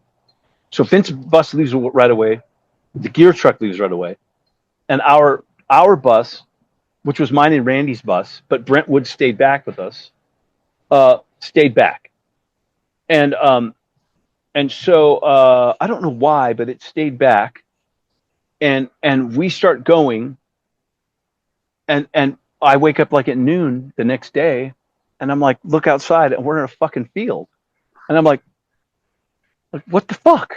And I open the door, and Ragman, who's production for Motley Crue now, I go, what are we doing? He goes, dude, the truck is having a problem. Sorry, the truck stayed with us. Truck's having a problem. So I held the bus here so the truck wasn't, I was like, oh my God, we're not going to make the gig. So I go, I'm not going to get in the middle of it. Like, it's not my business. So they called Vince. Anyways, we missed the gig. Okay. We don't show up until later that night. After the show's over, right as Vince comes off stage, Vince plays with Slaughter that night. That's how Slaughter became his band. Yeah. You understand? Yep. So that night he plays with Slaughter, and Tim Kelly's there and everybody. And so we pull into the venue like at midnight. He had been off stage for about 30 minutes, and he's pretty fucked up. And I'm on the bus totally like, this is fucked. Like, this is so fucked. Like I wasn't mad at Ragman. I understood, but I was like, this sucks. Right. But he got through the show. We still have a whole tour to do. Let's just, so we get there, and traditionally I was Vince's, like, his pit bull. Like, if anyone fucked with Vince, you're going to go through me first. Like, I'd punch the shit out of you. Like, I'd beat so many people up that would I'd just start swinging. Like, I was his pit bull. That's just the way it was, right? You had to go through me to get to Vince. So I didn't give a shit. I'd break my knuckle on you. I didn't give a crap. But this time it was between him and Ragman, and I kind of understood Ragman's position. And to be honest with you, I was like, man, this is a lame situation. So we get there, right? And it's got nothing to do with me. Like, I'm not the production guy. I'm just the bass player, right? Yep. So I come walking off the bus. We get there, and I'm like, looking around, and a lot of people, including some of the Slaughter people, were like, dude, don't go around Vince. He's so mad right now. And I go, at me? So I walk up on his bus, and he's got all these people on there, all these band guys, all these chicks. And he's like, motherfucker. He starts screaming at me. And I was like, looking around. I just turned and walked off. I was like, whoa, like, wrong dude, right? So I walk off. I was like, don't yell at me, bro. So I just go back to the back of our bus, and I watched Jimi Hendrix at Monterey. I had a video, put it on, and I roll a joint, and I start smoking. I smoke weed, but I did that night, and I start smoking weed and just sitting there watching the video, and on comes Vince, and he's fucking starts fighting with Ragman and Ken Van Druten, who does Iron Maiden sound now. Yeah. And they're arguing, and I like look down the hallway, and me and Vince we meet eyes. I'm at the back, the way he's the front. We kind of meet eyes, and I'm like, pull my head back, like, well, I don't want to get in the middle of this. Like, I don't want to. This ain't my business. I'm going to stay out of this one. Yep. And so it works its way out to the parking lot off our bus, and I'm sitting there by myself watching the Monterey, and I hear people go, oh shit, oh. So I'm like, oh, what's going on? So I go look out the window, and he's screaming at Ragman, and Ken's pushing Vince back, and it's, they're getting into a thing. So I come down the steps, which I shouldn't have done, and I'm looking over the thing, and he looks at me like, why aren't you defending me? Kind of like that kind of look. But he had already kind of soured at me, said something to me. It kind of made me want to stay back. So I just walked back on the bus and shut the door. I was like, I'm not getting in the middle of it. So I think he took it as like I was saying fuck you to him. I don't know what he took it as. So I went back on into the bus and was watching Monterey, and then Gary, my tech at the time, came on the bus and goes, hey dude, Vince is all pissed off at you right now, dude. I go, really? Me? For what? He goes, I don't know. He's just like yelling about Robbie right now. And I go, me? The fuck do I have to do with anything? And so he goes, I don't know, man. He goes, so the gear truck finally makes it. That's Gary who drives it. Yep. It's parked. If you've been to Big Flats, you ever been to Big Flats, that venue in Elmira, New York? It's like a long parking area, and out by the street is where the truck's parked. So I walk with Gary out to the truck, And I'm like, dude, I need to get away from this scene as best I can. Let's go out to the truck. So I go out to the truck. We're in the cab of the truck. I'm in the passenger side. He's in the driver's side. It's facing the street. And we're just sitting there smoking this joint. And we're laughing and we're talking about whatever, you know, we because he's from Rome, Georgia. So I'd always be like, hey, fucker. And, you know, we were kind of laughing about that. And he's laughing at me. He's like, and he looks at, and he had this whistle when he talked. And so he goes, oh shit, man, something's going on back there. And I go, what? I look I can't see anything out of my rearview mirror. And I'm like, what? And I can't. He's like, oh shit, they're coming this way. And I'm looking, I go, who is it? He goes, oh shit, it's Vince. Vince looks pissed. There's a whole mob coming this way.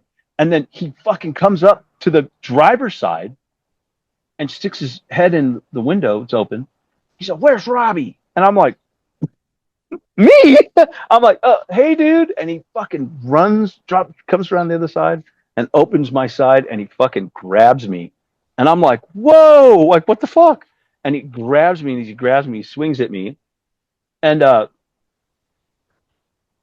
as he swings, I'm an old school fighter kid, whatever. I just kind of slid out of my sweatshirt. Like, he grabbed my sweatshirt and he swung at the sweatshirt. So I slid out of my sweatshirt and his hand went through where my head was. And he landed this way with my sweatshirt, and he looks, and I'm here, and I just hit him a couple times. You know, I didn't like do anything. It's just, I just defended myself, hit him a couple times. He fell. He hit his head on a railroad tie, and it made an X, like a Charles Manson X on his head, and there was bleeding. And then they broke it up. That was the end of it. And I was like, what the fuck? What did I do wrong? And Randy Castillo came over and was like, oh, bro, it had nothing to do with you. He's just drunk. You guys are just drunk. So I'll be honest with you. I was so, maybe it was the weed. I was just so emotional. I started to walk, and I walked out of there, and I walked like a mile and a half down the road. I was crying because I was mad, and I was just like emotionally spent. Sure. And so I ended up going home. Yep. That day, me, Ragman, Ken Van Druten, and I ended up going home. And that was it. And then he was like, you're fired. And I was like, oh, I quit. Like I quit. I don't know why I quit, but I did. And that's how it ended. And it was stupid. We were both drunk. It was a nothing to be proud of moment. I don't take any, even today talking about it, I find it to be unfortunate. Yeah.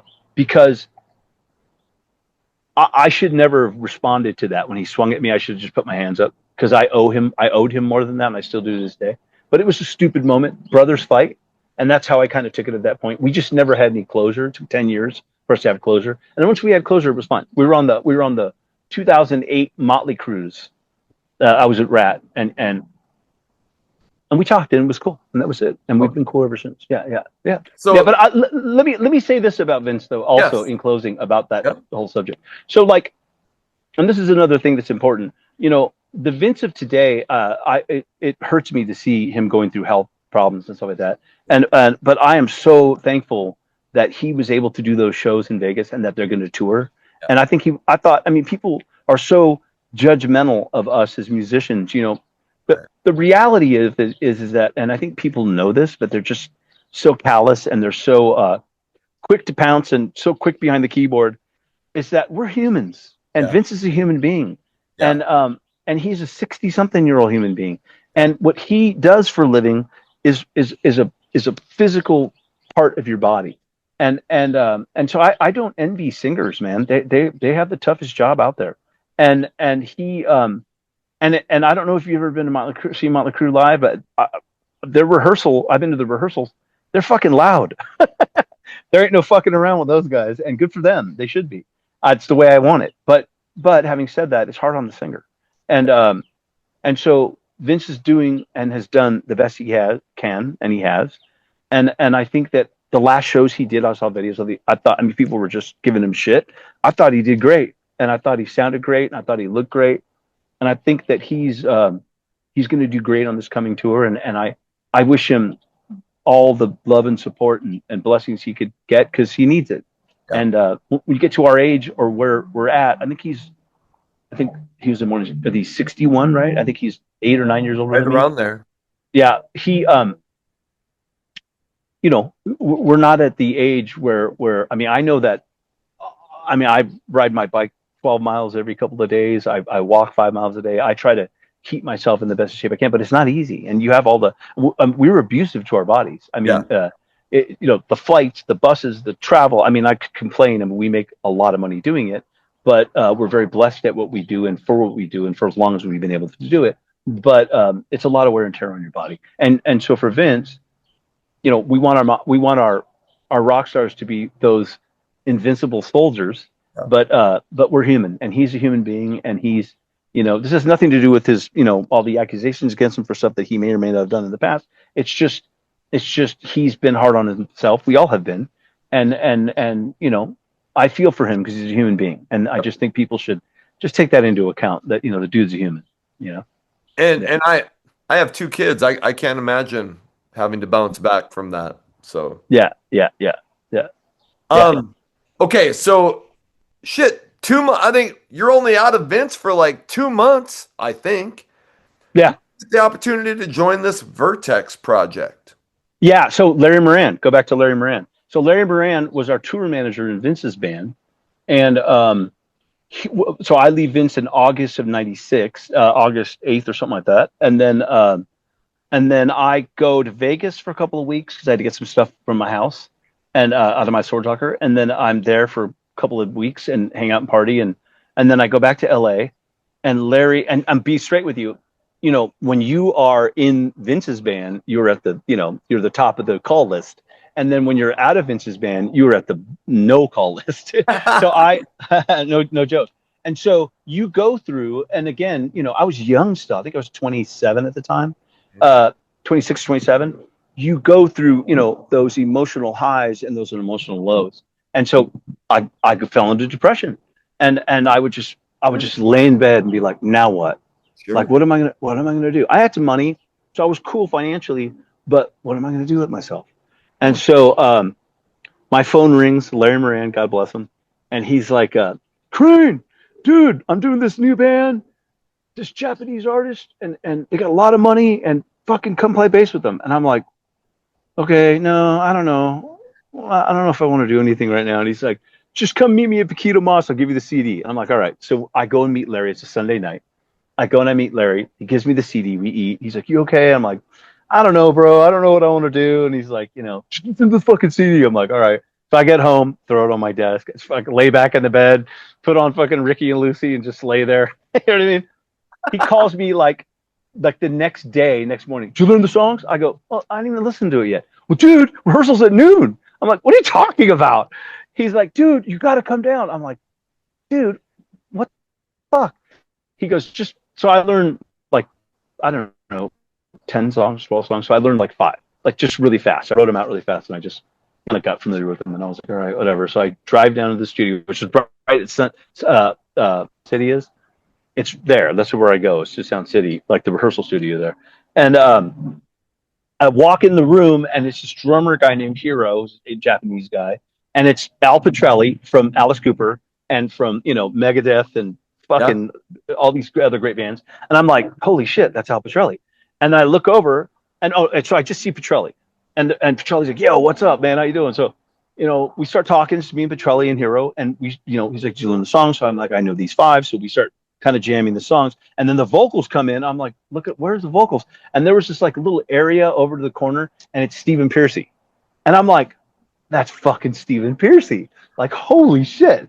I'm like, because I'm, growing up in LA, that's my other band is Ratt, obviously. And we all grew up in LA. It's, And so I was like, what the fuck is Stephen Pearcy doing here? So I'm like, oh, okay. So I didn't realize, even hearing the demos, I didn't realize it was Stephen, or the record, I didn't realize it was Stephen Pearcy singing. I didn't realize it until we're in the rehearsal studio. So we jam, and I'm like, fuck, wow, this is cool. So we get through the first rehearsal, and they're like, right on, you're the bass player. I'm like, oh, okay. So I'm great. So we rehearse for 2 days in LA, and then we go to Ronkonkoma, New York, and we rehearse for like a week. And then we go out with Manowar. Remember Manowar? Yeah, I remember Manowar. We got with Manowar, and we had a blast. I mean, we were on a bus, and it was Pearcy and Al Pitrelli and Larry Moran and Hiro, and then Hiro's guy and some other 2 other of the Japanese people, and it was a blast. And we made a fortune because they had all this money, and it was just they were like, just tell them like $100 a day per diem's average, and so we made all this money, and because they had all this money and they gave it to us. And so that's how I met Piercy. And so he's like, yeah, I'm gonna get Ratt back together. I was like, oh, good for you, man. Good for you. You know, that's killer. This is so this happened between the end of August and all the way in through New Year's Eve. So that 6-month period of 96. Correct. And so I play in the band there, and he's talking about he's getting Ratt back together, and then we do the New Year's Eve show, and that's it. I don't see Piercy again, right? I don't even hear from him. And then he calls me one day. Oh man, it must have been February, somewhere around there. I don't remember. So February, March. And he's like, hey man, he's like, you know, we got rehearsal tomorrow. And I go, we do? Like, I didn't hear from Hero. I'm thinking I didn't hear from Hero or Al or anybody. I go, oh, yeah, man. He's mates at 11. See you there, bro. I go, oh fuck. All right. So I had this Mercedes I had bought, and I was in Vince's band. It's like a 560 SL, like a 4-door, you know, those big ones. Yeah. And so it could fit an Ampeg cabinet in the back. So I just fucking slide my fucking Ampeg cabinet and big old head in the back trunk and my bass. And I roll down the mates at 10:30, and I pull up in front, and Bobby Bruner's out there rinsing down the driveway. I go, Bobby, what's up? He's like, Robbie, what are you doing, man? I'm like, what are you doing here? I go, I got rehearsal today with Vertex, Piercy. He goes, no, you don't. I go, what? He goes, no, I don't have Piercy here. And I go, are you fucking kidding me? Piercy called me and told me. He's all, no. So I'm like, call Piercy, and he's no answer. I'm like, what the fuck? So I drive all the way back to this house, or the Woodland Hills, fucking unload my amp, put it in the garage. I'm fucking pissed. Call Piercy, no answer. And then around 2:00, he calls me. Hey man, where are you at? I go, dude, I've been calling you. Yeah, man, where are you, man? I go, I went to fucking Mates, and you weren't there. He's all, Mates? Audible. I'm like, dude, if you would have said Audible, because I've heard some events, if you would have said Audible, I would have known about it. Like, you didn't say fucking, just shut up and come here. I'm like, dude, no. I'm like, I'm pissed. And he goes, just come. So I'm like, fuck. So I get back in the car. I call Al, no answer. I fucking called the manager from Vu Dolphin, which is the record label, and she doesn't answer. Masumi, she doesn't answer. I'm like, they're paying me for driving 2 ways. Like, fuck those guys. So I drive. This is so dumb luck. Even I told you about my dumb luck. So I drive all the way to fucking Audible, which is, 30 minutes, 40 minutes by Brent Woods' house over in Burbank. I roll over there. I pull up. I get out of my car. I bring my bass in, and I'm walking in, and fucking Bobby Blotser's playing Asteroids. He's all, hey man, you're fucking late. And I'm like, that's Bobby Blotzer. I'm like, I open the door, and Warren's standing there with Steven. He's like, hey man. I go, Steven, what? And he goes, hey, just get your shit in here. So I go, he walks out, and I go, is this Ratt? He goes, yeah, it's Ratt. I told you. I go, you didn't tell me shit. I thought this was Vertex. So I unload. That's how I end up in Ratt. I get my gear and I bring it in, and I'm like, oh my god, I like, because I knew Ratt songs. We all knew Ratt songs, so we grew up with Ratt. But I'm like, oh my god, I'm standing there with my bass on with Warren D. Martini, Bobby Watcher, and Stephen Piercy, and I'm like, and so I think to say, where the fuck is Juan? Like, what's going on? Because I'm a Juan fan. I love Juan. When I was a kid, Juan was one of my favorites too. And I'm like, okay, so what's up? Like, what's going on? And Warren's like, so he literally says to me, he goes, look, we're just gonna jam a little bit. We might have Bob Daisley come out and play with us, but I guess you're here for right now, so let's just jam. And I'm like, fuck yeah! Like, I'm gonna jam with Ratt. Are you fucking kidding me?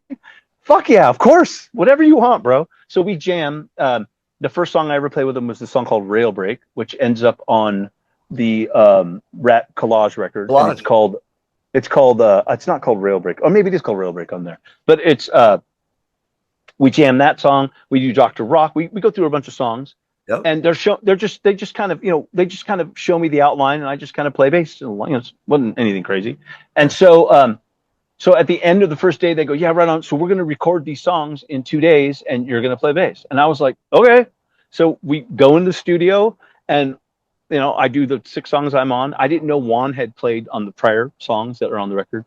And I didn't know Robin was going to be on it too, and Robin's on it as well. And so I didn't know any of this. It's just I just did the sessions, if you will. And I was just, when I left the studio, I was like, kill, because we recorded them live, just me, Warren, and Bob, and Steven in the room. And then I leave, and I'm like, next day I come back, and Warren's like, okay, thanks for coming down. We don't need you here anymore. Bye. I was like, all right, bye. So I just came back down to make sure they didn't need me for anything, I didn't know. So I leave. I'm like, all right, cool, man. So I thought that was it. Cool, man. I played on a Ratt demo. I don't know what it was. So right. I don't, mind you, I am persona non grata. No one talks to me anymore because I'm not in Vince's band. And Vertex, I wasn't talking to anybody. So I just talked to anybody. So first person who calls me is Brent Woods. He's like, and I was pissed at Brent because of the Vince situation. I kind of felt like Brent had riled Vince up a little bit at me, which was turned out to kind of be true a little bit. And so well, we've since got beyond all that. But so I hadn't talked to anybody. So Brent calls me out of no, I've not talked to Brent since '96 or since the Vince thing. Yeah. And so it's been 6 or 8 months. He's like, hey man, what's going on? And I go, what's up, Brent? And he goes, are you in Ratt? And I go, the fuck told you that? I heard you're in Ratt, dude. Are you in Ratt? And I go, no, I'm not in Ratt. He goes, are you lying to me? I go, I just hung up the phone. I was like, fuck you, all right? Like, I don't hear from you, and you're calling to ask me if I'm in Ratt. So I wasn't in Ratt. And even when I played with Ratt, I never felt like I was in Ratt. I always felt like it was Juan's gig. And so that's a whole other story. So I do that, and then that's it. I don't hear from them for a while. So this is February or March. And then like in end of April, Piercy calls me again late at night. Hey man, what's going on? I go, hey, what's going on? He goes, hey, so we're going to be at Slow's Hours tomorrow doing some photos. You should stop by, dude. And I was thinking, oh, cool. I get to meet Juan. I want to meet Juan. I go, fuck, because I've known Neil forever since I was a little kid, since I worked for Poison, met him on the Poison stuff. And so I was like, fuck yeah, dude. I love Neil. Okay. I'll come. I wanted to meet Juan. I was like, I want to meet Juan. That's cool. I'm going to meet Juan. Maybe Robin. So I was like, cool. Yeah, I'll come down. So I come down there. I don't know. He's like, yeah, we're going to get there around noon. I get there around 1. And I'm in jeans and a black t-shirt and he's looking at me. He goes, fuck are you wearing? I go, I don't know, jeans and black t-shirt. He goes, did you bring more clothes? I go, for what? He goes, we're doing a photo shoot. I go, for what? And Warren's like, you're not wearing that, are you? And I was like, oh my God. So I didn't realize that was me going to be in Ratt. I was going to do a photo shoot with them. And so again, I'm like, oh shit. So luckily in my car, I had a pair of leathers that they were old, but I put those on and we take photos. But the first photo of me and Ratt is me in those jeans and a black t-shirt. And I'm like, and we're all just kind of standing there. It's a black and white. And so that was my first photo. And then we rehearsed at Audible for a couple of days and we went on the road. And so I asked about Juan. They didn't really say anything to me. So I figured it's not my business. I'm going to stay out of it. And so I wasn't, didn't have a gig and I was just happy to be there. And so we did that first tour, and then Steven broke his leg. Yes. Fell off stage. That's in right. Wisconsin at this festival. It was terrible. And then we were off tour for about 6 weeks, and then he was right back out there. And I mean, we in those first 97 to 2000, we toured a lot. Like probably 9 months out of the year. And I had just I met my wife when I was in Vince's band in '94, but we were just friends. We didn't date until the end of '96. And then she moved to LA, and my Mercedes I was telling you about. So when I went to the second Ratt rehearsal, after the first Ratt rehearsal, I came home in my car, the ignition wire caught on fire. So I was like, fuck, my Mercedes is on fire. So my wife now called me and goes, hey, I just moved to LA. And I go, drive me to Ratt rehearsal. So she drives me to Ratt. So my wife and I quite literally like Ratt. When I joined Ratt is when we start dating. It's kind of funny. Wow. But yeah. So I was in Ratt. I did 4 records with them, 3 or 4 records with them. But in that time frame, and what a great experience, sad to see the fallout between them and Steven in 2000. Yep. Thankful when Steven came back. I love Jizzy and John. They're my friends, and I was happy to play with them. I'm a huge love-hate fan, and I still talk to Jizzy all the time, but I love Steven. Steven got me in the band. Yeah. Steven is a good guy, man. I love Steven very much, and I would do anything to help Steven, to be there for Steven. I did some shows with Steven a couple years ago because his bass player left, and I subbed some shows, and so I'm always here for him. He's one of my favorite people in rock and in life, and I would do anything for him because he's my buddy. Yeah. But Yeah. was there ever any talk in those first days about Robin Crosby? I asked, yeah, I was absolutely like, dude, where's Robin? Like, yeah, I mean, you know, those guys, especially in the beginning, they were very, and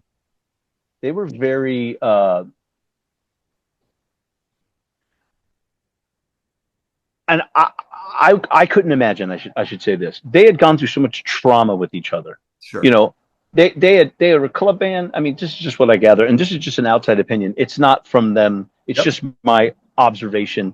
Yep.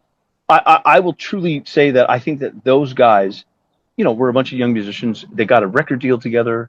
They put up these records. They had an immense amount of success, and in that, you know, some personal or personality quirks or cracks in, you know, other people's personalities happened, and for whatever reason Robin was out of the band, and I think that when the idea of them reforming, I met Robin at that point. I'd met him before and he wasn't very nice to me, but then I met him when I first joined the band, and I didn't realize that there was a little moment there, I think, where there was a potential, like I don't know if he played on some songs or they were going to play on some songs. I don't know what it was, but something to what he was kind of like. They were Stephen and him were still close. They still were till his passing, and Bob and him were close. And right. I don't know about Warren, but I just know that he was around for a minute and then he wasn't. Okay. And then again, I didn't ask too many questions, more so because it was really none of my business, and I didn't want to be seen as somebody who was in the middle of their potential reuniting. So when I joined the band, I had met Juan not long after that, and I said to him, he came to a show, it was at the House of Blues in LA, and I said to him, I said, hey man, this is your gig, and this is how I felt. It's your gig. I'm just here. I'm thankful to be here. I'm honored to be here. Whenever you're ready to come back, just tell me. I will happily step aside. I will not say a word. Like, this is your gig. I'm here for you as much as I am for them. And he was appreciative, and that's very much how I saw the gig. So I wanted to leave the band in 2008, and for whatever reason or another, I stayed. Juan and I talked, and he was like, "I'm not ready to come back yet." And then 2009, I saw him again. When was that hurricane in Japan? What year was that? Wasn't that around 2009? I could be wrong. Around then, yeah. So Terry Illouz had this party at this Valley Club, and Juan was there, and I saw Chris Weiss and I were hanging out there, and we saw Juan and I talked, and I said, I'm whenever you're ready, come back. And he was like, really? Okay. So we talked, and so we kind of had an agreement that 2010, 2011 might be not agreement, like, but we just kind of, it was just like a loose understanding that I wasn't going to leave until he was ready to come back, because I didn't want there to be someone else in between. It was his gig, and I wanted it to be his again, because I knew if they got somebody, I mean, I'm not saying that some other person would have done this, but I figured that my thinking was they would have got somebody that wanted the gig. That person would have gone out of their way to make sure Juan didn't come back. Right. You know what I mean? Right. And that's not hard. They would have protected their income, and I get it. But I just never felt that way about the gig. I was appreciative of the gig, but I didn't feel like it was my gig. Right. I always felt like it was Juan's gig, and I was just happy to be there for him and to keep his legacy alive, and you know, pay respect to what he did. And so when I left, he came in, and it was great. It was a great transition for me. And so what's happened since then is not my business. I don't really. Yeah. That's not. Yeah. I'm happy to see Steven playing with Warrant again, because I know that makes Steven happy. Yep. I wish Bob was there for them, because I love Bob. I think Bob should be a part of that. He was as much a part of the sound as any of them. But again, that's not my business. I would love to see Juan back with them, but you know, for whatever reason or another, they've chosen to, you know, go the route they have. That's their business, not mine. Do you remember when Kolodner was involved in '99 with that? Like, Do what? I remember? I lived it. Right. I mean, because there was like, all right, here, John Kolodner is going to work with Ratt. It's going to be the big. Yeah, yeah. What Oh, it was happened? awesome. It was awesome. No, that was '98 when it started. Okay, when it started. John started coming around. I think the first time I saw him at a gig was was at the Vic Theater in Chicago in '98, and I was like, dude looks like a lady. That's the dude. Dude. John Kalodner, right? Yes. And as advertised, he was awesome, and he had a few hot blondes in tow, and he was again as advertised, which I appreciate. And Tom Lipsky ended up signing the band. I'm sorry, that was the Roadrunner deal. Sorry, that different time. Okay. John Kalodner actually came in and signed the band, and he had high expectations and high hopes for the band. And I'm going to say this, just my opinion, just whatever. Yep. Juan and Robin, in my opinion, brought a lot to the band writing wise. There's just no doubt about it. Yep. Juan was an individual writer, and again, Steven has always been the predominant writer in the band. He's Steven. Like anytime, like I just saw him. We did this thing for Chris Hagar, God rest his soul, from Rough Cut, who passed, who was an original Ratt member, and I played a song with Piercy at the Whiskey, and I walk in and again, just so Stephen Piercy, you walk in the dressing room, he's got a guitar on, he's just ripping, he's all, what's up, man? He's just writing songs at the backstage. I mean, constantly riffing, dude. Totally. I love the guy. He's the master, dude. He's the riff master. Constantly just riffing. Anytime there's a guitar around, he's all right on. He gets a guitar, just starts playing some riff. You're like, that is the coolest little riff. Let me just record. He's just constantly doing it. So, I mean, Steven's a just fantastic writer. And but in those times, especially on that '99 record, me personally, I felt like the demos that we did in the beginning, which were '98. So Steven had this studio behind his house in Studio City. And we would go every day and we'd write songs and record them. Warren had like a bunch of ADATs, and we had a setup in there and drum room, and Bob would be in the drum room, and Warren, Steven, and I would be in a circle. And we were working with this producer, Richie Zito. He'd done, Heart and Cheap Trick and all these bands. And he was playing guitar in Elton John. Just a fantastic musician, great guy, really worked well with the band, I thought. So the demos were killer. I mean, we recorded the demos and they were fucking great. I mean, we were like, wow, this is killer. So we had probably, oh man, we demoed for almost a year. It was demoitis. So we would, every day we'd tour, but we would fucking write all day. And then we'd take the songs to John Kalodner every 2 weeks at Sony.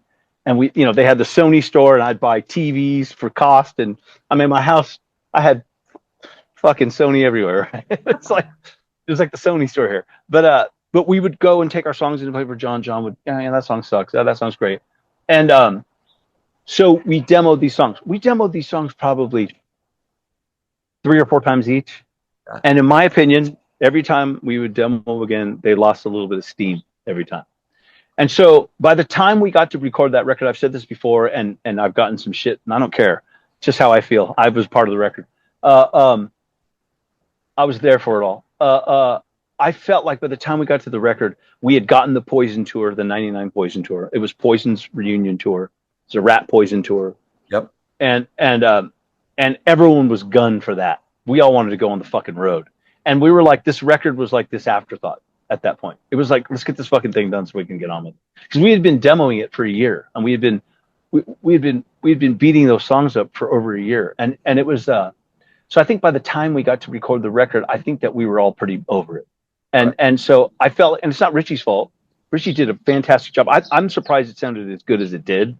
It's just, I felt like it was, by the time we got to the record, it just didn't have any energy left in it. And I just thought that the songs were so diluted by that point. But I think the demos are badass. I have a cassette like the first demos we did. I was listening to it about a year ago. I was like, fuck, these sound great. I mean, it's just like raw, you know, like it's almost like the first Ratt EP. It's like just raw. You know what I mean? And I was like, that's cooler than like some super polished, you know.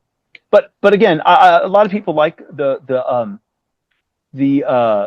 Collage album. No, I'm sorry, the '99 album. But I think the record misses Juan and it misses Robin. I just in the writing and in the there were some outside writers too, which I was like, and just in the writing and even in the energy and the spirit of it. I mean, it was as to where I thought the Collage record was cool because it had Robin and Juan and it had that spirit on it. Do you know what I mean? Right. And even though I played on some songs, those songs are still raw and fun. Right. You know, they kind of jumped. It seems raw, but I think that the '99 record just lost its seat. But I mean, some people like it. I'm not a fan of it. And it was terrible times. I mean, we were all wasted, and it was just not great. Yeah. What happened with Steven in 2000? Or did he talk to you about leaving in 2000? No, I was there for all of it. I mean, yeah, I was there for all of it. You know, without getting into their business, because this is their business. Well, I'll just say this: it was an unfortunate situation that probably could have, in hindsight, could have been resolved with a phone call. And it just exploded into this great huge thing, and it you know, one action had a reaction and another reaction, and it just caused it to be just not manageable at that time. And even the managers that we had, which were great guys, Tim Heine and John Grieber, couldn't contain it, and so it blew up, and he ended up leaving, and so the band was done for a minute, and then we had these dates to do, and we all kind of thought. I mean, I didn't think it. I think I thought it a little bit, but I thought, yeah, things will work out, and in May, shit will be mellow. This is in January that this all went down. Yep. January 2000, and then come April, they were like, well, I don't think this is going to happen. So I think the thinking was, well, if we start auditioning singers, he's going to hear about it and he's going to want to come back. So we jammed with a few people and he didn't come back. And then Jizzy and John ended up in the situation and we did a tour, and that it just kind of snowballed. And I thought that version of that band was fun and great for what it was, but it wasn't Ratt. And then Steven came back, started talking. So I left the band in 2006, like Christmas of 2006, to make room for Juan to come back. So I was like, I'm going to step back, and I was doing my own thing, and they were talking to Steven. So they were talking to Juan, and there was going to be a reunion in 2007 on the Poison tour. Yep. And at the last minute, they didn't work it out with Juan. And I didn't, again, want to be like that chip that we always have this, you know, we don't need you because and I didn't want to be that guy. So we kind of agreed to part ways. And then they couldn't work it out with Juan, and Juan and I weren't really in contact at that point. So I just waited, and they called me and we're like, if Juan doesn't come back, will you come back? I said, I really would like for you to work it out with Juan, or try to work it out with Juan. So Steven and I talked, and Steven was like, if he doesn't come back, you know, will you do it? And I said, yeah. So that's how I ended up back in the band. And then I was in the band, and then Karabi left to go do Gibson. And this is funny. And Warren, we're like, we got to get another guitar player. And so we were having these auditions, and Steven had a few guys, and Warren was like, he's like, dude, we should get Carlos Cavazo from Quiet Riot. And I was like, I don't know, man. He's kind of metal. And he goes, no, he's the guy. And I was like, I don't know. I have to play with him to hear it. So we get together, and you know, it's the big moment to hear Carlos. We're at their encore, and we start to play the first song. I don't even know what the song was. Starts to play the first song, and Zakk Wylde walks in, and he's like, and we're like playing, and he's like saying something. He's like pointing at Carlos, and we all stop, and Warren goes, what's going on, Zach? What can I help you with? He goes, what the fuck? That's Carlos goddamn Cavazo. You fucking need to audition him. He's in the fucking band. He's all with the big Mickey. This is when he was drinking. Mickey's big mouth, fucking. And that was it. That was Carlos's audition. And so Carlos got the gig because he was. And I was like, fuck, man. I go, dude, I fucking want to hear the guy play with us. And So I didn't get to hear him, and I was kind of pissed, to be honest with you. And then, but me and Carlos sat and drank with Zach all night, and then we ended up like, okay, Carlos is the guy, and they were right, Carlos. I mean, how could I? I mean, that's one of those moments in life when you go, the fuck was up your ass? Like, shut the fuck up and play bass. You know what I mean? Like, he was so perfect for that band. So, you know, not only guitar musically, vocally, fucking fantastic singer. Songwriting, just like we did that Infestation. Yeah, I can't remember the name of the records I've done. I've done a lot of records. Sorry. Oh. And you have to realize. I mean, people say this to me, like Blotzer and I will talk once in a while. I'm like, dude, Ratt was like 10 bands ago for me, and like 15 or 20 records ago. You know what I mean? It was like so long ago for me.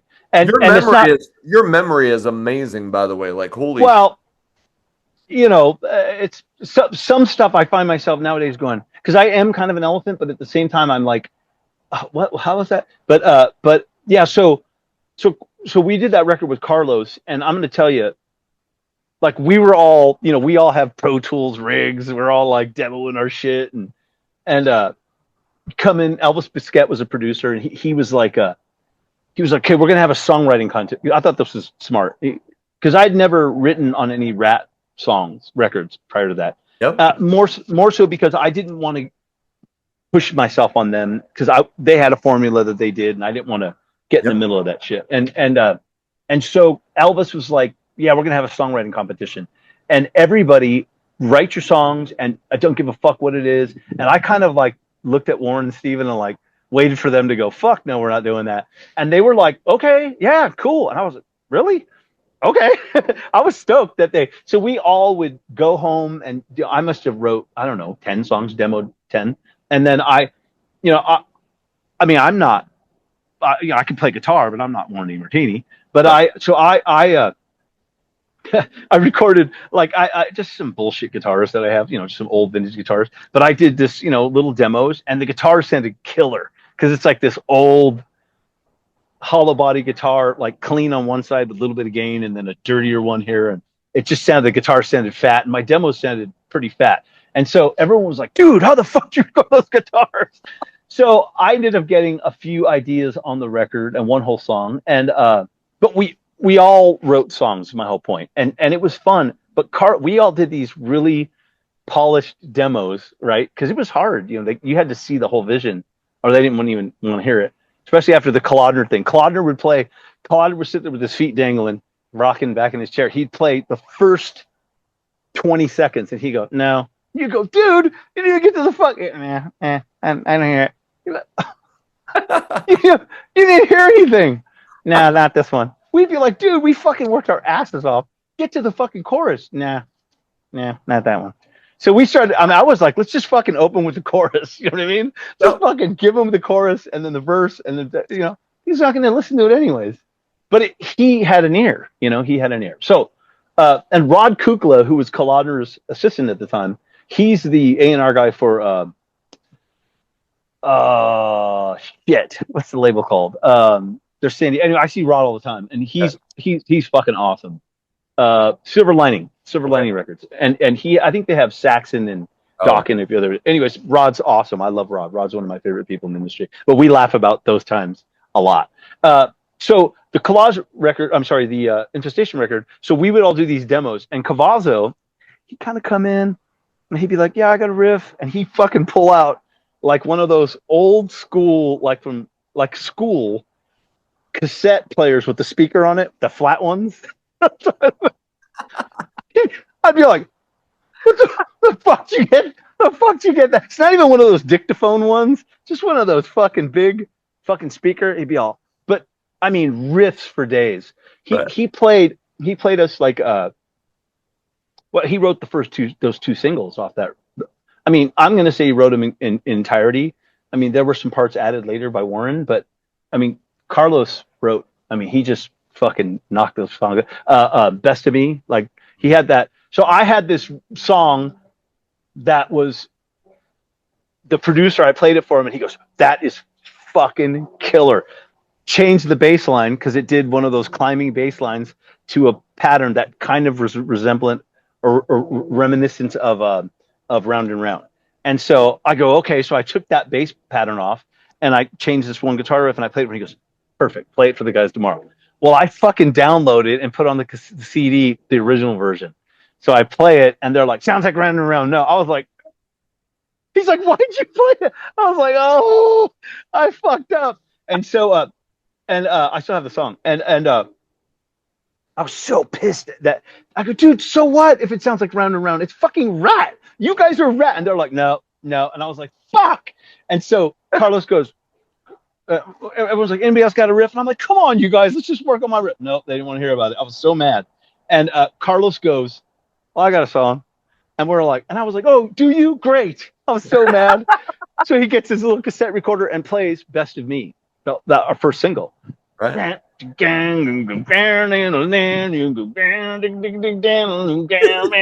I'm like,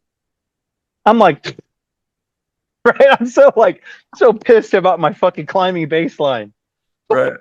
Right. So I swear to God, I look at Blotzer and I'm like, oh, really? You guys want to work on this Van Halen song? Because I thought it sounded like Van Halen. Right. Oh, really? You don't want to work on Van Halen? You don't want to work on a Ratt song? I was pissed. So I start going, dum, dum, dum, dum, Michael Anthony style stutter bass picking, dum, dum, dum, dum, dum, dum, dum, dum, dum, dum, and that's what gets the song dancing. Right. And Blotzer's right there. Me and Blotzer's great, like at that shit. And he recorded that live. He did great drumming on that record. Yeah. And so we kind of recorded live some stuff we punched, but it was great. And but that's how that song kind of came to fruition, because I was so pissed that my fucking stupid Round and Round climbing bass line ixnayed my big tune. you got Lost Weekend as your song, isn't it? Yeah. And the great thing about Lost Weekend was, yes, that's mine. So I was thinking Van Halen, and this is the funnier thing. I'm thinking early Van Halen, you know, I was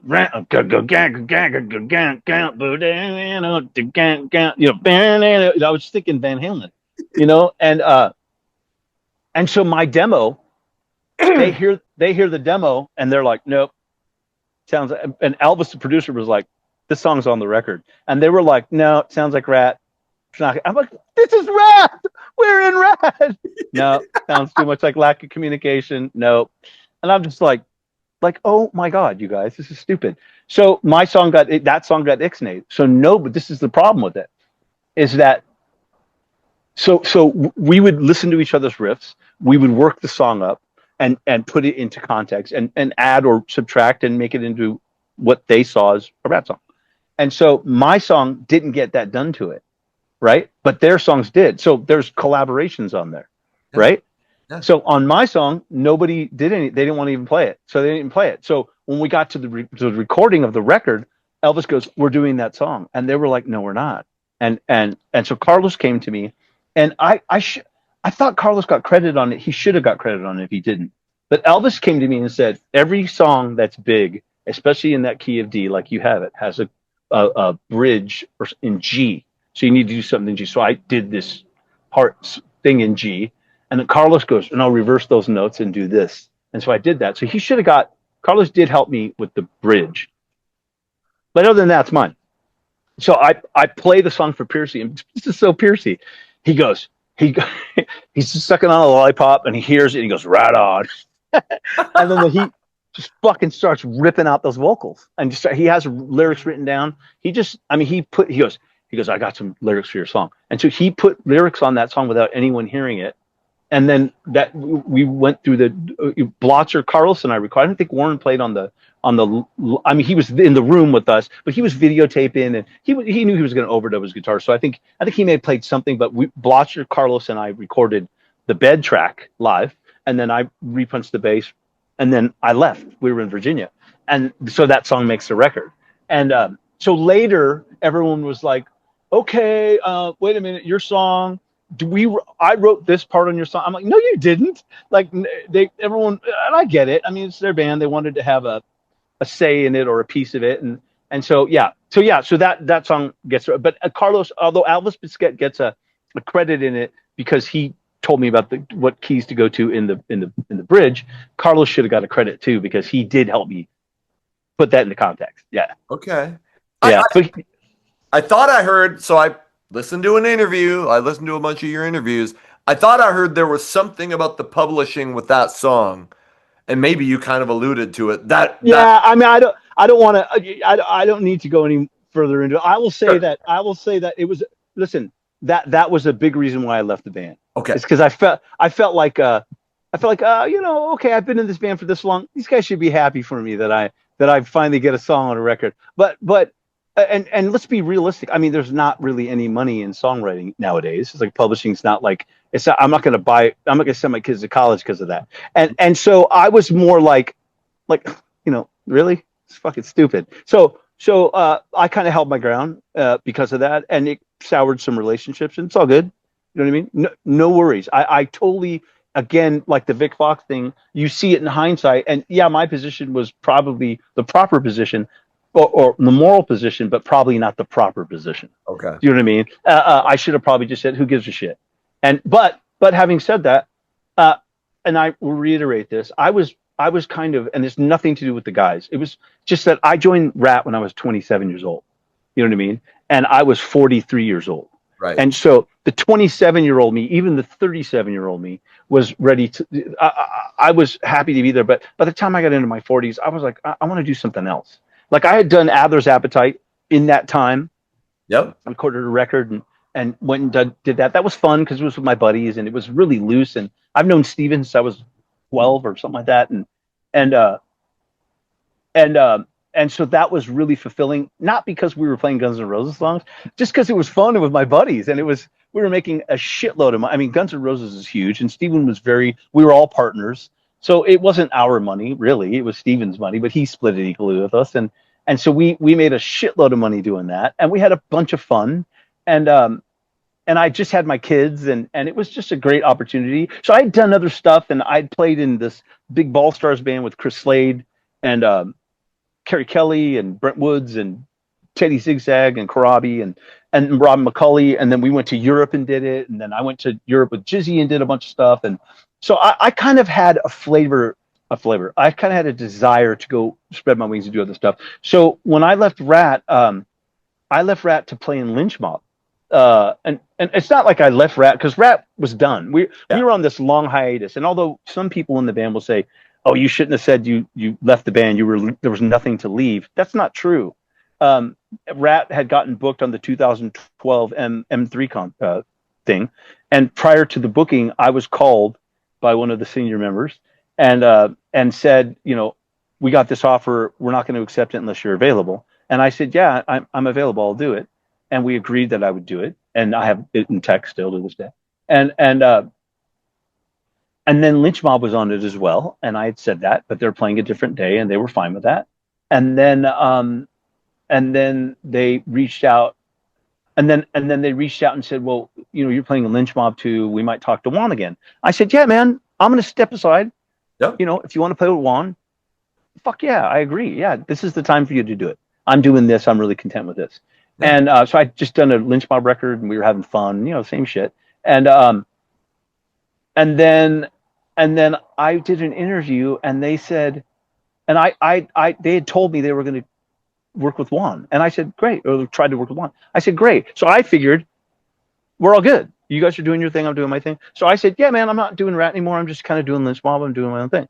And one of the band members was so offended by that there's nothing to leave. You were not in the band. I go, you just asked me to fucking do the fucking M3 thing. I have it in writing. And they were like, oh, you know, they got really burnt about that. That's their business. You know what I mean? And it's a lot of petty shit that you, as an adult, you go, really? Like, I don't really give a fuck about that stuff. And so I stopped playing in Ratt in 2000. I call it 12 is when I officially left. Yep. And dude, I played with Blotzer. I played with Piercy. They're my friends. And I don't see the whole correlation of like, you can't play with him and you can't play with him. It's like, what?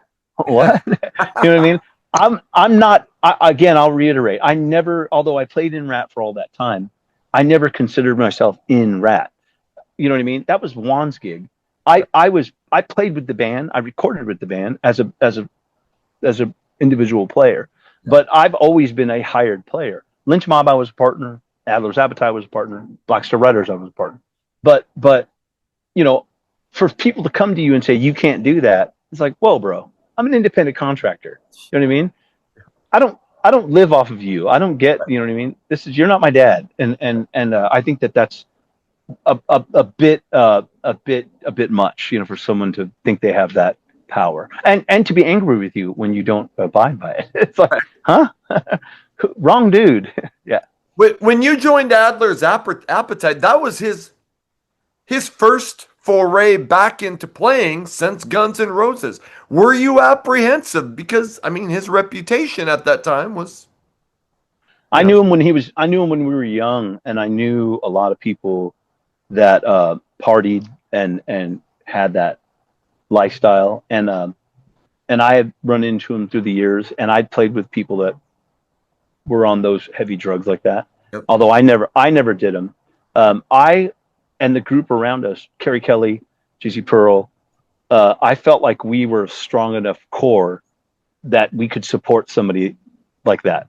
And so the first rehearsals were great. This is how it was proposed to us. Kerry Kelly came to me and said, dude, Steven Adler is a friend of mine and he wants to jam. Do you want to jam with us? And I said, fuck yeah. So we went to Orange County and I called Jizzy. I said, come sing with us. And we went down and we jammed. And Brent Muscat was there. He played guitar for a little while. And we jammed. And it was fucking fun as shit. We played, you know, everything. Not only Guns N' Roses, we just played rock and roll. And we played a few Guns N' Roses tunes. And Adler was, you know, he hadn't played in a while. You could tell. But that swing, that fucking swing was evil. That fucking, it's just, you're like, woo! There it is. There it is. And so we jammed a little bit, and then we did some local shows. It wasn't like, I mean, we never treated it like it was our band. This is our band. Right. We were just jamming with our buddy Steven. We were trying to get him out there doing shit. And then we went to Europe and stuff, and we kind of let him lead. You know, this is the kind of money we can get if we go. And he's like, yeah, let's go. And so we just went to South America, to Europe. And we did a bunch of stuff. And it was, again, for you know, a player. See, a lot of people, I see it on the internet a lot. All those guys are playing for bar money, or, you know, I don't think they quite comprehend that, you know, we make us musicians that do it like we do it. We making well into the six figures, and we always have made well into the six figures. I think there's ever a year that I've not made since I was in Vince's band into the six figures. And, you know, it's a blessing, but it's, you know, we do great. I mean, we own houses. I own my house. I have an RV. And we've done great. And I think that people lose sight of the reality that as players like us, yes, there are some musicians that play with certain artists that don't make that make, you know, they make a whatever salary, but you know, you have your worth, and you just kind of, this is what I do. And I don't think you pay necessarily for the player. I think you pay for the person, and you pay for the guy to show up, to have a clean passport, to handle his business. I always tell people this when they go, dude, I'm in a pickle. I need a bass player. Can you do it? This is what I'm offering. I'm like, well, you could spend a few grand rehearsing, or you could just hire me. I'll show up and know everything. Vocals. I'm not saying I'm some great anything, because I'm not. But, you know, that's kind of what guys like I do. You know, there's a lot of Todd Kearns. There's a lot of great guys out there that's what they do, and they get paid for it. And so I think it's kind of important for younger musicians. I'm friends with a lot of younger musicians, for them to understand that you have your worth, and you just, you know, I see some people, you know, doing the life coaching thing, and they kind of preach a lot of the stuff that they ask guys like me, and then they just regurgitate it as their idea. And I kind of go, okay, you know, I just think that if you work hard and you know your value, and you just work hard as a person, and you're a good person, and you deliver, and you find, you know, I've been very lucky. I've had some really good gigs, and I've had some really great opportunities. And I think that as you grow as a person, as a player, you just, like I said, you know your worth, and you just do your thing. Yeah. Yeah. It's just like any job, you know, you want to feel like there's somewhere to go and to grow. And I didn't feel like there was anywhere for me in Ratt to grow. Right. And and with Adler's Appetite and in Lynch Mob, I felt like the sky was the limit. Although Adler's Appetite wasn't my band, it was just a band. It was like a jam band more than anything. We made a record and it sold like fucking hotcakes, and we pressed it. We had a couple of record labels offers like, we'll give you $200,000. We're like, fuck that. We're like, we still own those masters. We do. And we just made it ourselves at Kerry Kelly's house and pressed it ourselves and old school, like, out of the trunk, like MC Hammer style. And it was it was fantastic. It was fantastic. No producer. We just were like, yeah. That was the fun energy of Adler. He's such a fun person to play with and a sweetheart of a person, man. I love Steven. And he's such a great musician. So I also played bass at the first time that that Izzy and Slash reunited with him. 95, we played the Key Club. Okay. And this is funny. Yeah. We're at sound check, and the doors open to the Key Club backstage, and in walks like a movie scene with the background lit, and all you see is a silhouette of this guy standing with the amp in his hand and the guitar in the other, and he walks in, and we're sitting there, we're playing, and I'm looking, I'm like, who the fuck is that? And he's standing there for a minute, and it was like all you could see is a silhouette, and then they shut the door, and I'm like, oh my god, it's Izzy Stradlin. And so he fucking walks in with this little Princeton amp, and we're playing. And he just walks in, and Stevens just doesn't even see him. I think I'm the only one that really sees him walk all the way in. He walks over to my side, he sets his amp down, and he looks at me, and I'm like, hey man. and our tech walks over, I go plug his amp, and we're playing. And he plugs his amp in, and he plugs the cable in, and he gets his guitar. It's like an SG, a 61 SG, and he starts strumming. And Steven's like, oh my god, Izzy. We stop, and Izzy's like, hey man, and we're all like, fuck Izzy, oh my god. And I'm like, Izzy, I don't even know. I'm like, how you doing, dude? And he's like, fuck man, is that cool if I sit in? We're like, fuck yeah. So we start playing. I don't know if I forgot what song it was, but we get like to Guns N' Roses song. We get like to the first verse, and he stops, and he gets his phone out, and we're playing still, and he calls, and then like 2 seconds later, the door opens again, and in walks Adam Day with an amp and a fucking guitar and a pedal and a wah-wah, and he set Slash up. And it's like almost like Slash was like, go in and see if he's any good. And so Slash walks in, and we fucking start playing Mr. Brownstone as that sound check. And I'm like, and Steven's crying. I'm like, oh my god, my friend. It was the fucking coolest moment for me, for Steven, not for me. Sure, I could give a shit. I'm not in Guns N' Roses. I got nothing to do with Guns N' Roses. But I was there, and I played bass at that moment. And I was happy for my friend Steven that I've known since I was a kid. And I've known Slash too. My sister Paula went to school with him, and my sister used to own a print company in Hollywood, and she did all of their flyers in the club days, and my band's flyers. But so we've known Slash for a long time, but it was just such a great moment for Steven to see him reconnect with those two people.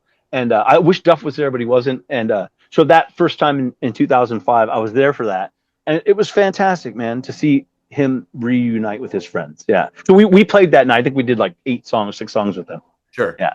Yeah. It was cool. So what happened with Adler's Appetite? I mean, at what point was it like, okay, you're not going to do that anymore? Well, I mean, I was in Ratt. Yep. Kerry was in Alice Cooper at the time. And we all just, we all had tours and stuff we were doing. Sure. And Steven was like, he was honest. He was like, guys, I want to keep playing. And we were like, we get it. So he went and did his own, he kind of got his own players, like some other players. And he kept doing it. And it's Steven Adler. Sure. Adler's Appetite is not, I'm not Adler, and I'm not Appetite. Right. So I personally never was like, well, hang on a second. I know that there was a minute where a few people were like, well, hang on, man, we built this thing. But it's like, he's fucking Steven Adler. That's his band. Who gives a shit? You know what I mean? The record we still load together. We own the masters. Jizzy, Steven, Kerry, and I. But and there's actually 2 more records that we recorded. One with a guy named Sheldon Tarsha, singer. That's great. But it's with Adler, Kerry, and I. It's same sessions. Like we recorded all of these songs, but we only put vocals on, I think 6 with Jizzy, and then we put like 2 records worth with Sheldon. Okay. So yeah. But I don't think they'll ever get released. But we have them. Yeah. Kerry. Really? Yeah. Oh, Oh, that's kind of a bummer. Yeah. There's this song called Saturdays, not like Saturday, like not like Friday, Saturday. It's like sadder, like I'm sad. Yeah. Fucking great. Fucking great. There's some really good songs. And I've heard it recently and gone, huh, fucking Sheldon's great. He has a different name now. I don't know what he goes under now, but he's had like 3 or 4 different names. But he was a great singer. Yeah. Anyways, so yeah, we Adler's Appetite was cool. It was fun for what it was, but it was never our thing. It was Steven's, and you know we just had our day gigs. We couldn't quit our day gigs. You know what I mean? So it's all good. Yeah. So so obviously you're in Ratt this time with Blotzer, and then the Saints of the Underground project. And I'm a massive Janie. You were talking about how great of a songwriter Janie Lane is. I have done multiple things, interviewed guys that Janie Lane has worked with. So I'd love to hear about working on that project, the Saints of the Underground project. Okay, so to clear this up, I'm not in Saints of the Underground or on that record. You're nothing not to do on with me. Nothing to do with me. And I'll tell you what happened. Okay. So we had this jam band, Kerry Kelly, Bobby Blotzer, John Corabi, and I. It was called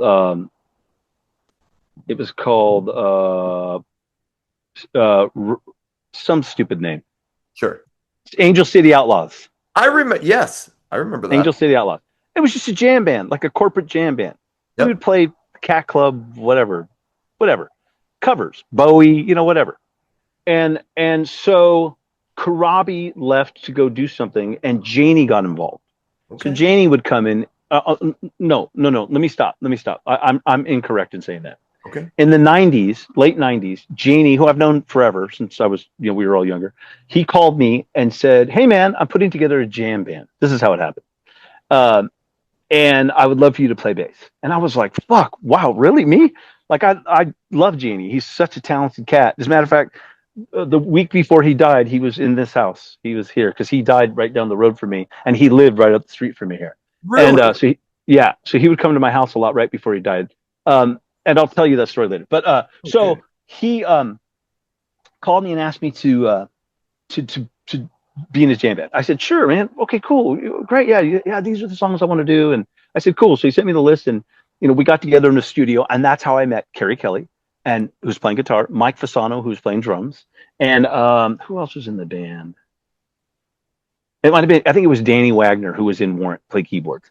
Yep. And so it was the 5 of us, and we did a couple of shows. It was just Janie Lane's jam band, whatever.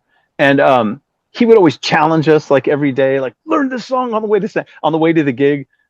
We'd be listening to a Lizzie song, and he'd go, "We're playing Cowboy song, brush up on it." We'd all be like, "Oh shit, what key is it in?" You know what I mean? I loved Lane because he was so challenging, and he was, I never was around Lane when I was around him because we toured together when he drank and partied. He cured me of tequila and Jack Daniels. Ever wanted to drink that again. But he when I worked with him, he was never like that. He was always pretty sober. And so we jammed in that band for about 2 years, and then he went off and did something else, and then we started the Angel City Outlaws with Kerry and Blotzer. Blotzer wanted to get involved. Janie didn't really want to play with Blotzer at the time, so he went off and did his own thing. Forever, I don't think it was he didn't want to play with him. I just think that he was just like, no, I want to use Mike. I don't want to fuck with Mike. So, and I get it. So anyways, so we went on and did the Angel City Outlaws with Kerry, Corabi, Bobby, and I. Then Corabi left, and Janie came back and did some shows with us.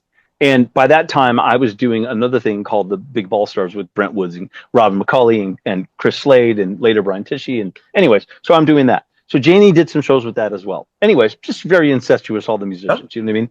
And so I'm in the hospital in 2005, November, having my second daughter. and that day, somebody comes in and offers a bunch of money for Janie, Bobby, Kerry, and I to go in and record a record. And they're calling me, and I'm like, guys, I'm having a fucking kid right now. My wife's in fucking labor. We're in the fucking hospital. I have to walk outside because I couldn't get cell service inside the hospital. So I had to come outside to call, and it's raining, and I'm like, fucking stop calling me. Like, whatever, And so they're just going through all these details of this record deal. And I just said, I'm out. I said, fuck off. Like, I'm having a kid. I don't want to deal with this. Sure. So I pull my stuff out. So they do the record Chuck Wright on bass from Quite Right. So they record the record with Chuck, and then I have my baby. 6 months later, they call me and go, "Yeah, man, let's do some more jam gigs or whatever." So, and we'll use this record too to promote the jam gigs or whatever. And I'm like, okay. So they're like, let's take some photos. So we have photos for the jam gig. And I was like, I don't want them on the record. Like, and they were like, no, it's fine, it's fine, it's fine. So I do the photos, and sure as shit, the record comes out with my face on it. And I didn't get paid anything for it. I just, I was like kind of pissed, to be honest with you. I was like, really? You fucking use my photo for the fucking record? And so that's what's going on with that. And it's not so much that it's disrespectful to me, because I really don't give a shit. I feel bad for Chuck Wright, who played on the record, who's a great dude, who's a great player, and he deserves the recognition that he should get. So yeah, it was a little bit of a bummer, but and they're my friends, and it's like, it was like, what's the big deal? I'm like, the big deal is that using my fucking face on a record, motherfucker. And so it is what it is. But yeah, no, I have nothing to do with that record, and I don't even sign them when they people go, will you sign me? I'm like, I'm not. That's not me. It's Chuck Wright's music. I don't like. I will never, and a lot of people know this about me that I've worked with and that will meet me. I will never ever sign a record that I didn't play on. It's disrespectful to just my personal opinion. Everyone else can do it. I don't. It's no judgment on any other musician. It's just everyone handles themselves differently. Me personally, I played on enough records that I can sign my own records. I don't need to sign, Juan Crucier. I would be fucking mortified if Juan went to go sign his hard work Round and Round Out of the Cellar album and my fucking shit was written. I would be so embarrassed. You know what I mean? I would be so bored. Oh my God. Like that's all I could think about. And so any gig, a Motley Crue, when I played with Vince, people would go, sign my Dr. Phil. I'd be like, fuck you. Like that's Nikki Sixx. Like I would be mortified if Nikki Sixx ever thought that of me, that I would disrespect. I'm a huge Nikki Sixx fan. I mean, I love Nikki Sixx. I think he's one of the coolest business badass rock star musicians in the world, songwriters. I mean, he wrote the whole, history of my childhood, Too Young to Fall in Love and all those great songs when I was a kid. So, I would feel mortified if I did it. So yeah, I'm not on that record, and I don't have anything to do with it. Yeah. Okay. Awesome. I'm a huge Janie Lane. I'd love to, you kind of mentioned seeing him before. Yeah. So Lane, when he, we've been friends forever. So when prior to his death, I think the year or something prior to, he moved right up here into Hidden Lake with a publicist gal. He was staying at her place. And I know he was married and he had a wife in Redondo Beach or something, but I didn't really get into it, the whole thing. And he was staying up here a mile and a half from my house, not even. And so he would come down this way to go to his accountant's, who's down right over here in Woodland Hills. And he would always come by my house and knock on my door and be like, I'd look on my Ring camera or through the thing, and my wife would go, Janie's at the door. Gee, I open the door, I go, what's up? And that Janie Lane smile. Hey dude, what's up? You go, dude, can I borrow a dinner jacket? I'm going to a thing and I don't have a dinner jacket. I'm not here. It's at my, yeah, come in. No, I don't want to come out. Get the fuck in here. I'd get a jacket and, try 2 or 3 of them on. And he'd go, thanks, brother. And he'd hug me and he'd leave. And then he came and we had, a different setup here. It's actually over there now. And he sat here with me and my wife and my daughter, and we sat and talked, and like in the weeks prior to. And then he had bought about a couple weeks before he passed, he bought a new Audi, and he had brought it over to show it to me. And then he came over the last time I saw him was about a week before he passed. He borrowed a keyboard from me. And that was it. Yeah. And when he passed, well, I was just gonna, did he seem to be struggling at that time, or? Not at all. He looked fantastic. He looked healthy. He looked, I'm the victim of, like, I grew up around alcoholism with my family, but I'm a definite victim of not seeing the telltale signs of alcoholism or of drug addiction. Never gotten into the heavy drugs. I've done a few, tried things, but I've never been a big drug guy. And because of that, I never had that sense. So I never had the thing for it. So if somebody would have told me, oh my God, he was high as hell. Like, I dated girls for years that were heroin addicts, and I didn't know. I was like, really? You were a heroin addict? Oh yeah, I was on heroin the whole time. What? Yeah. What? Do you know what I mean? So I or meth or whatever. And really, I just thought you were really cheery. You know what I mean? Because I never had a nose for that kind of crap. So I never knew the telltale signs. And so, yeah, he looked great to me, and he seemed really happy and seemed very, very content. And I think if you see the video footage of him, there's some video footage of like his last interview or something. Yep. He looks great. Yeah, he does. You know, obviously he had done some damage to himself with the drinking. Yeah, and when he died, the guy that found, well, the maid found him, and the guy they called, he had his number in his pocket, and that guy I know, we all know very well, and they called the number, and so I was out of town when it happened, and the guy who they called, who went there to identify him or whatever, called my house. I have it on my phone in the house. He called and was like, Robbie, I'm here with Janie, and I think he's dead, and can you come here? And I was out of town, so I didn't get the message till weeks later. But yeah. Okay. Yeah. So you know, I love Lane, and he was always very good to me. I don't have the history that the Warrant guys do, and I you know, I've never get into their business, not my business. Yep. And so I just he was always very good to me, and he's a sweet dude, man, and he's missed, and it's sad. You know, I love the Warrant guys pay such a wonderful tribute to him every night. They do this, and it made me cry when I first saw it, because they do this for Heaven. They dedicate the song to him, and the screen is a zoomed in shot of his eyes from the Heaven video, right. and it slowly pulls out, and it's just such a such a wonderful thing. And he was such a great songwriter, and to play his songs is very inspirational every night, and he's fantastic. Yeah. It's great to see his music.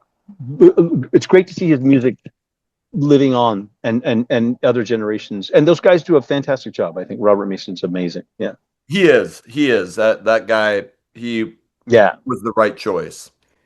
You played, 100%. Yeah, you played with Daniel Powder. Not to laugh, but I mean, you know, you're known as a rock guy. He's had a bad day. Like, how did you get that gig? So I was playing with Lynch Mob in 2012 or 12, and I got a phone call to do the Country Music Awards with a country artist, with a Broadway artist named Kristen Chenoweth. Okay. And it was through a guy named Bob Held. Brent Woods referred me to it. So it was Brent Woods her band. It was Brent Woods, myself, this guy Jude Gold, drummer named Matt Muckle, and Derek Sherinian from Dream Theater, Black Country Communion Dream Theater on keyboards. Yep. And so I had never played in a country band, but I grew up on country because my dad loved country, and I'm a big Jerry Sheff fan from Elvis, and I can play that backbeat country kind of stuff pretty good. So I do this gig. I get that gig. I do probably, I don't know, we do like 10 shows, like TV shows, like Kimmel and Leno and all the late night shows, and Country Music Awards and Yahoo Country Live. And we did a bunch, Grand Ole Opry, all this stuff with her, right? So in that, the MD had seen me play one of the shows in Nashville of Daniel Powder. And so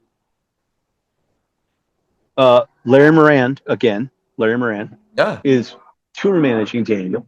And he through John Greenberg and Tim Heine, who managed Ratt, they needed a bass player because the bass player was going to play with Macy Gray. And so they said, we need a bass player. So they had all these, you know, Barry Squire was this A&R guy that would put musicians in bands. Okay. And so the whole band had been put together by Barry Squire. But I've been in a bunch of bands that Barry didn't get me in the gig, but I get the gig. So he's like, God dang it.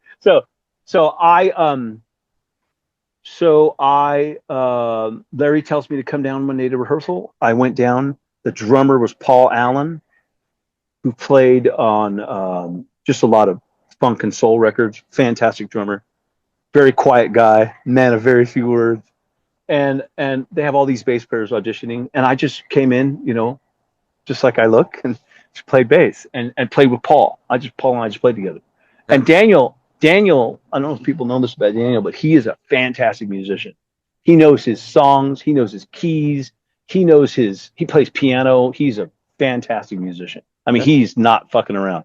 He's just like, so he's jamming with us, and he turns around and he looks at us and he's playing, and he turns around and he looks at us. He goes, "You guys play well together." You know what I mean? You're not, I mean, I'm not one of those pop funk players that is going to 5-string your Nightmare. I'm not, but he loved the groove that we laid down together. Okay. So he said, "You're the guy." So that's how I got the Daniel, was through Larry Moran and Daniel hearing me play with Paul.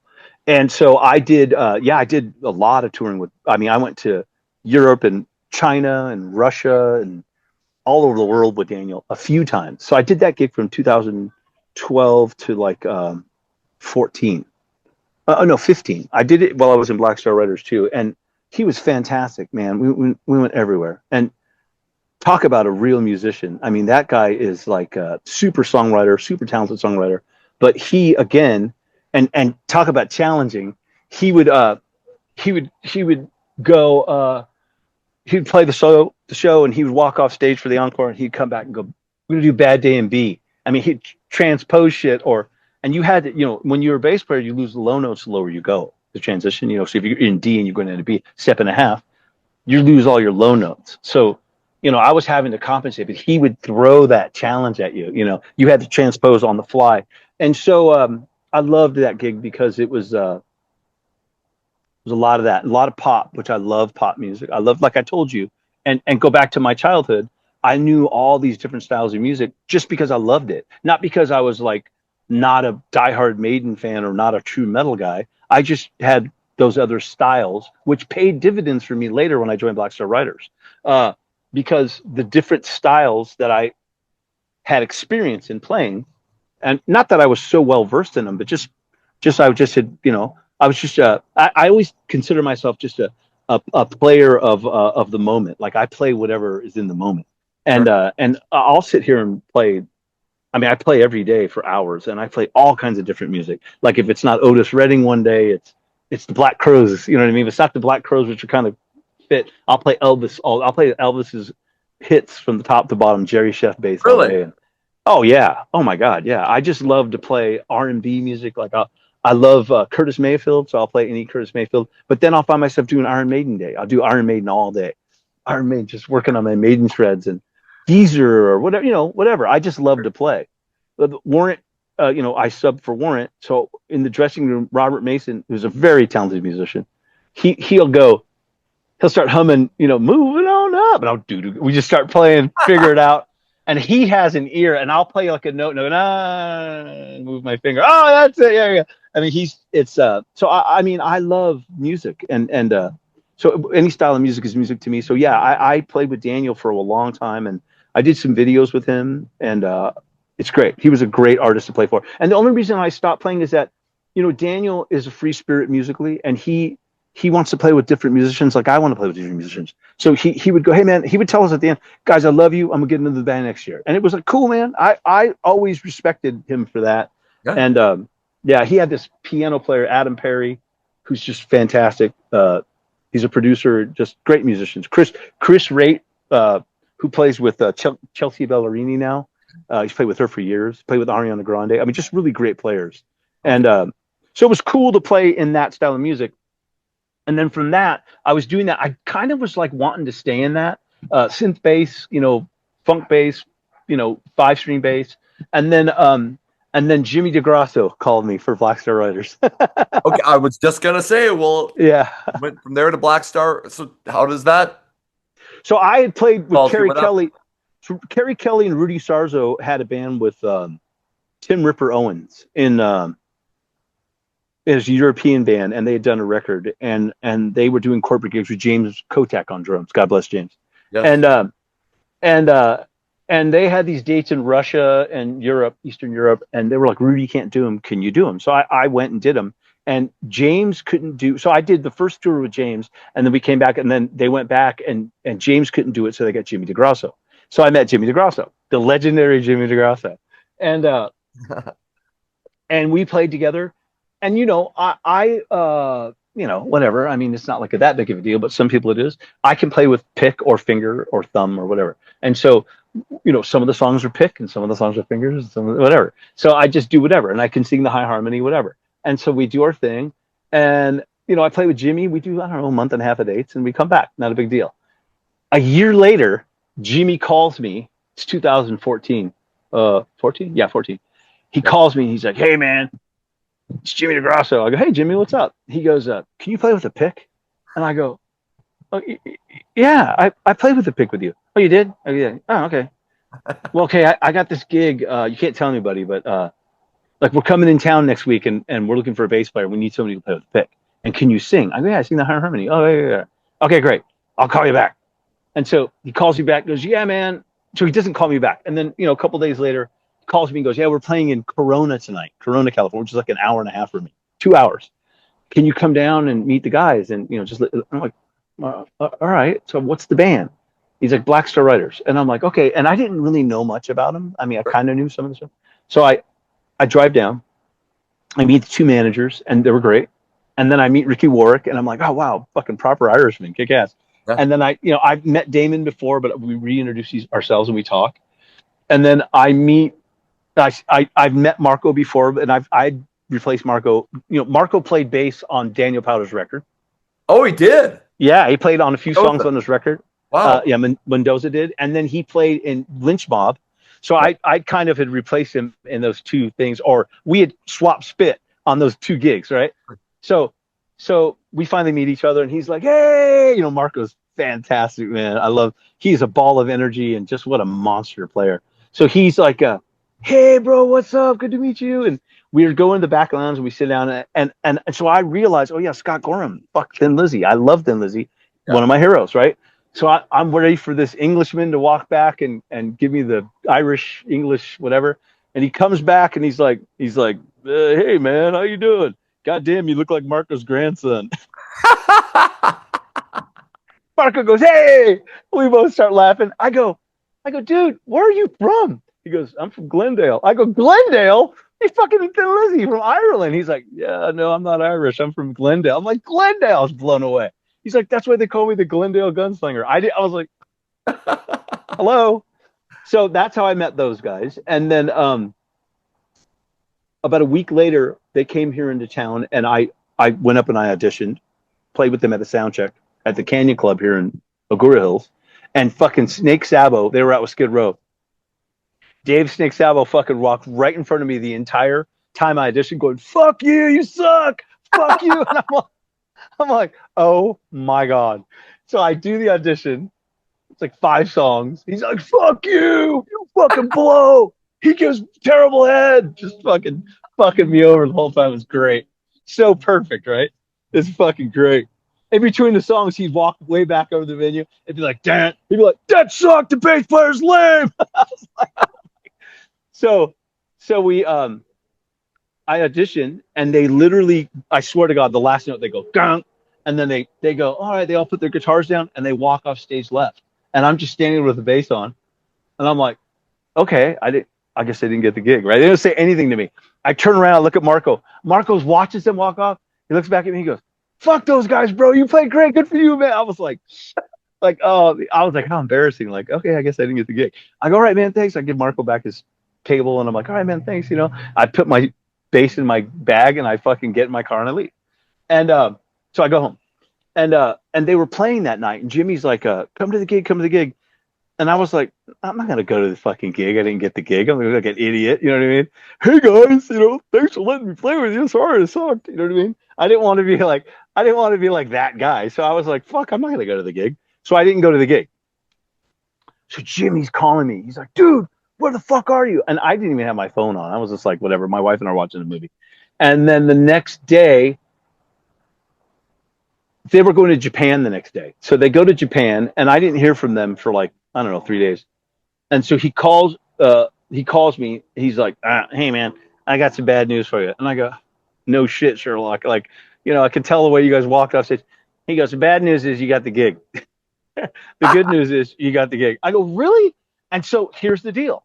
So I kind of, be fair with you, I kind of did the audition for Jimmy, but I didn't think I was going to get the gig. I kind of wasn't so sure I wanted the gig because I was kind of doing the Daniel thing, and I was trying to kind of like I had gotten my foot in this pop market, and I was like kind of like, yeah, I'm just going to go do this and just kind of like see where this leads me. Like, fuck it, what do I have to lose? I was, I was in a band with a bunch of 23-year-olds, and I was like 40 something, right?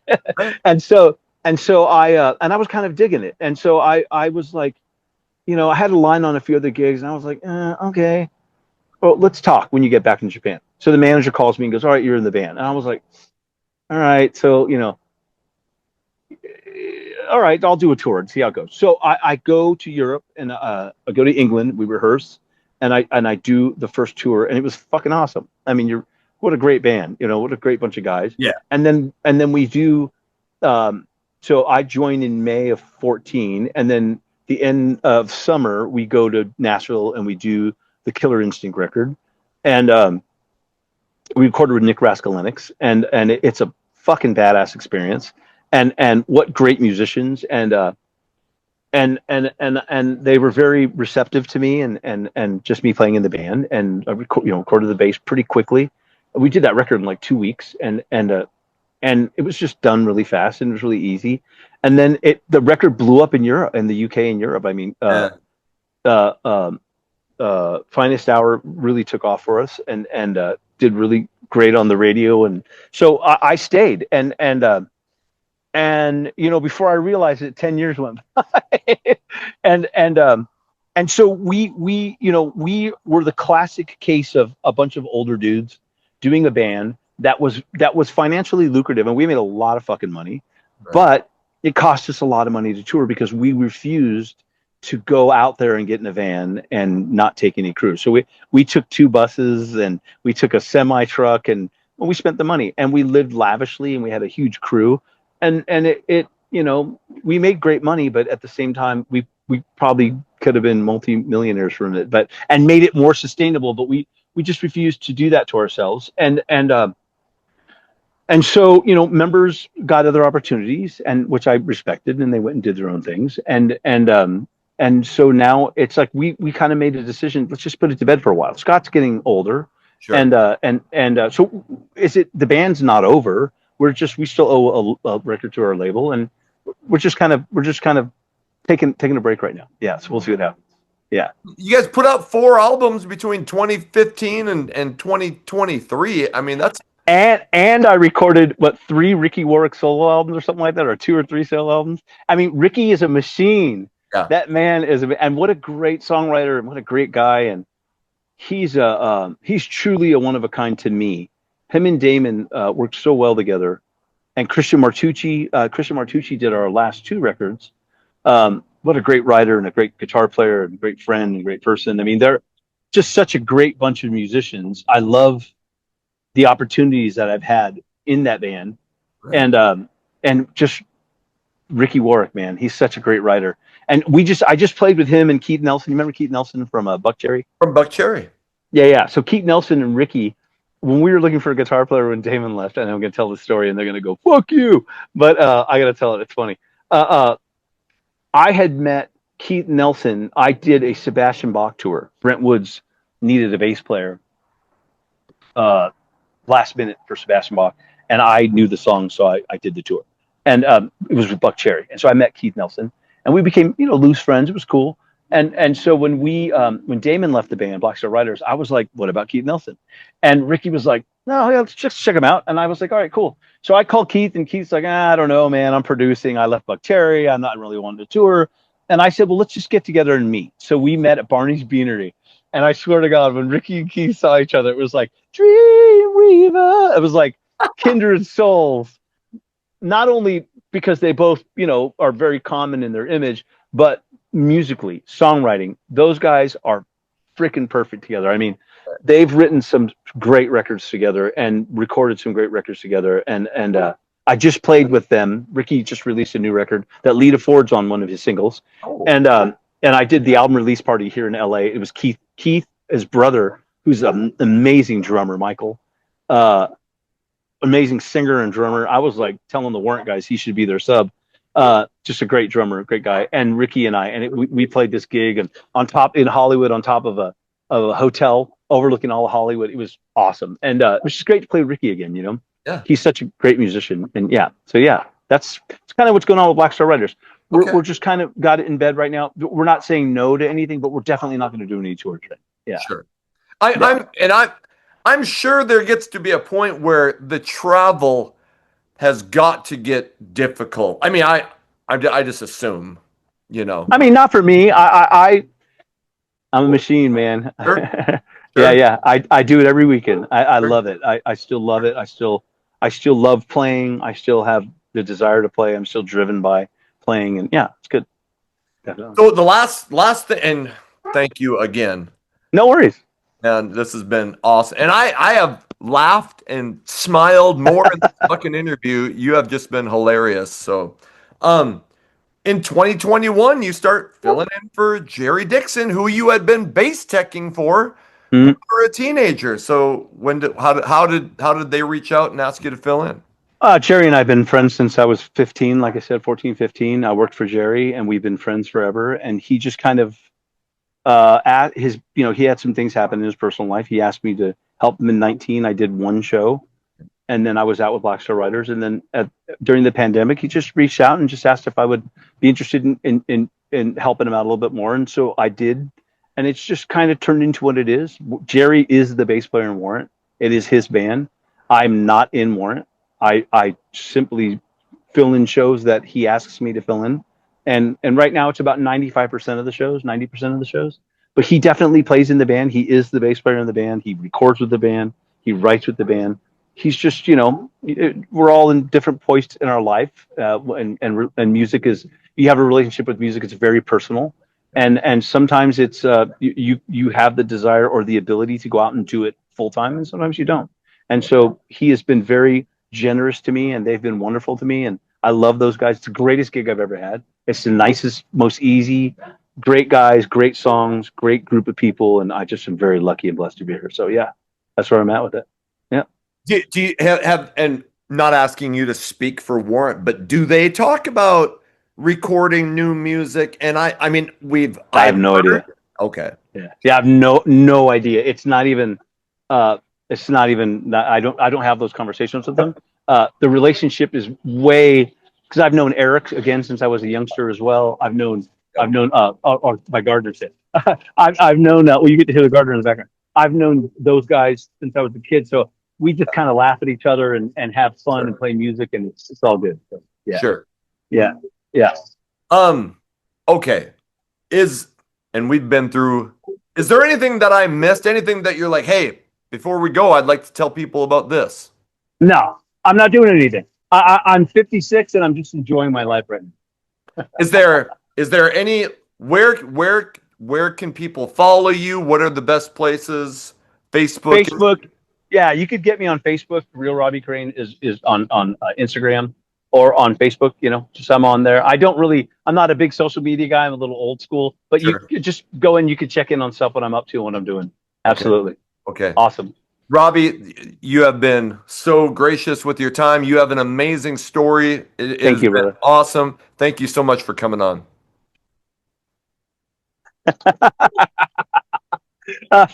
Oh, no, absolutely. I appreciate you having me. Thank you so much. And I hope to do it again one day too. Thank you so much. And thank you, Anthony. I appreciate it. If anything ever comes up, you're obviously welcome back on. You have a good rest of your day, man. You too. Thank you so much. We'll talk soon.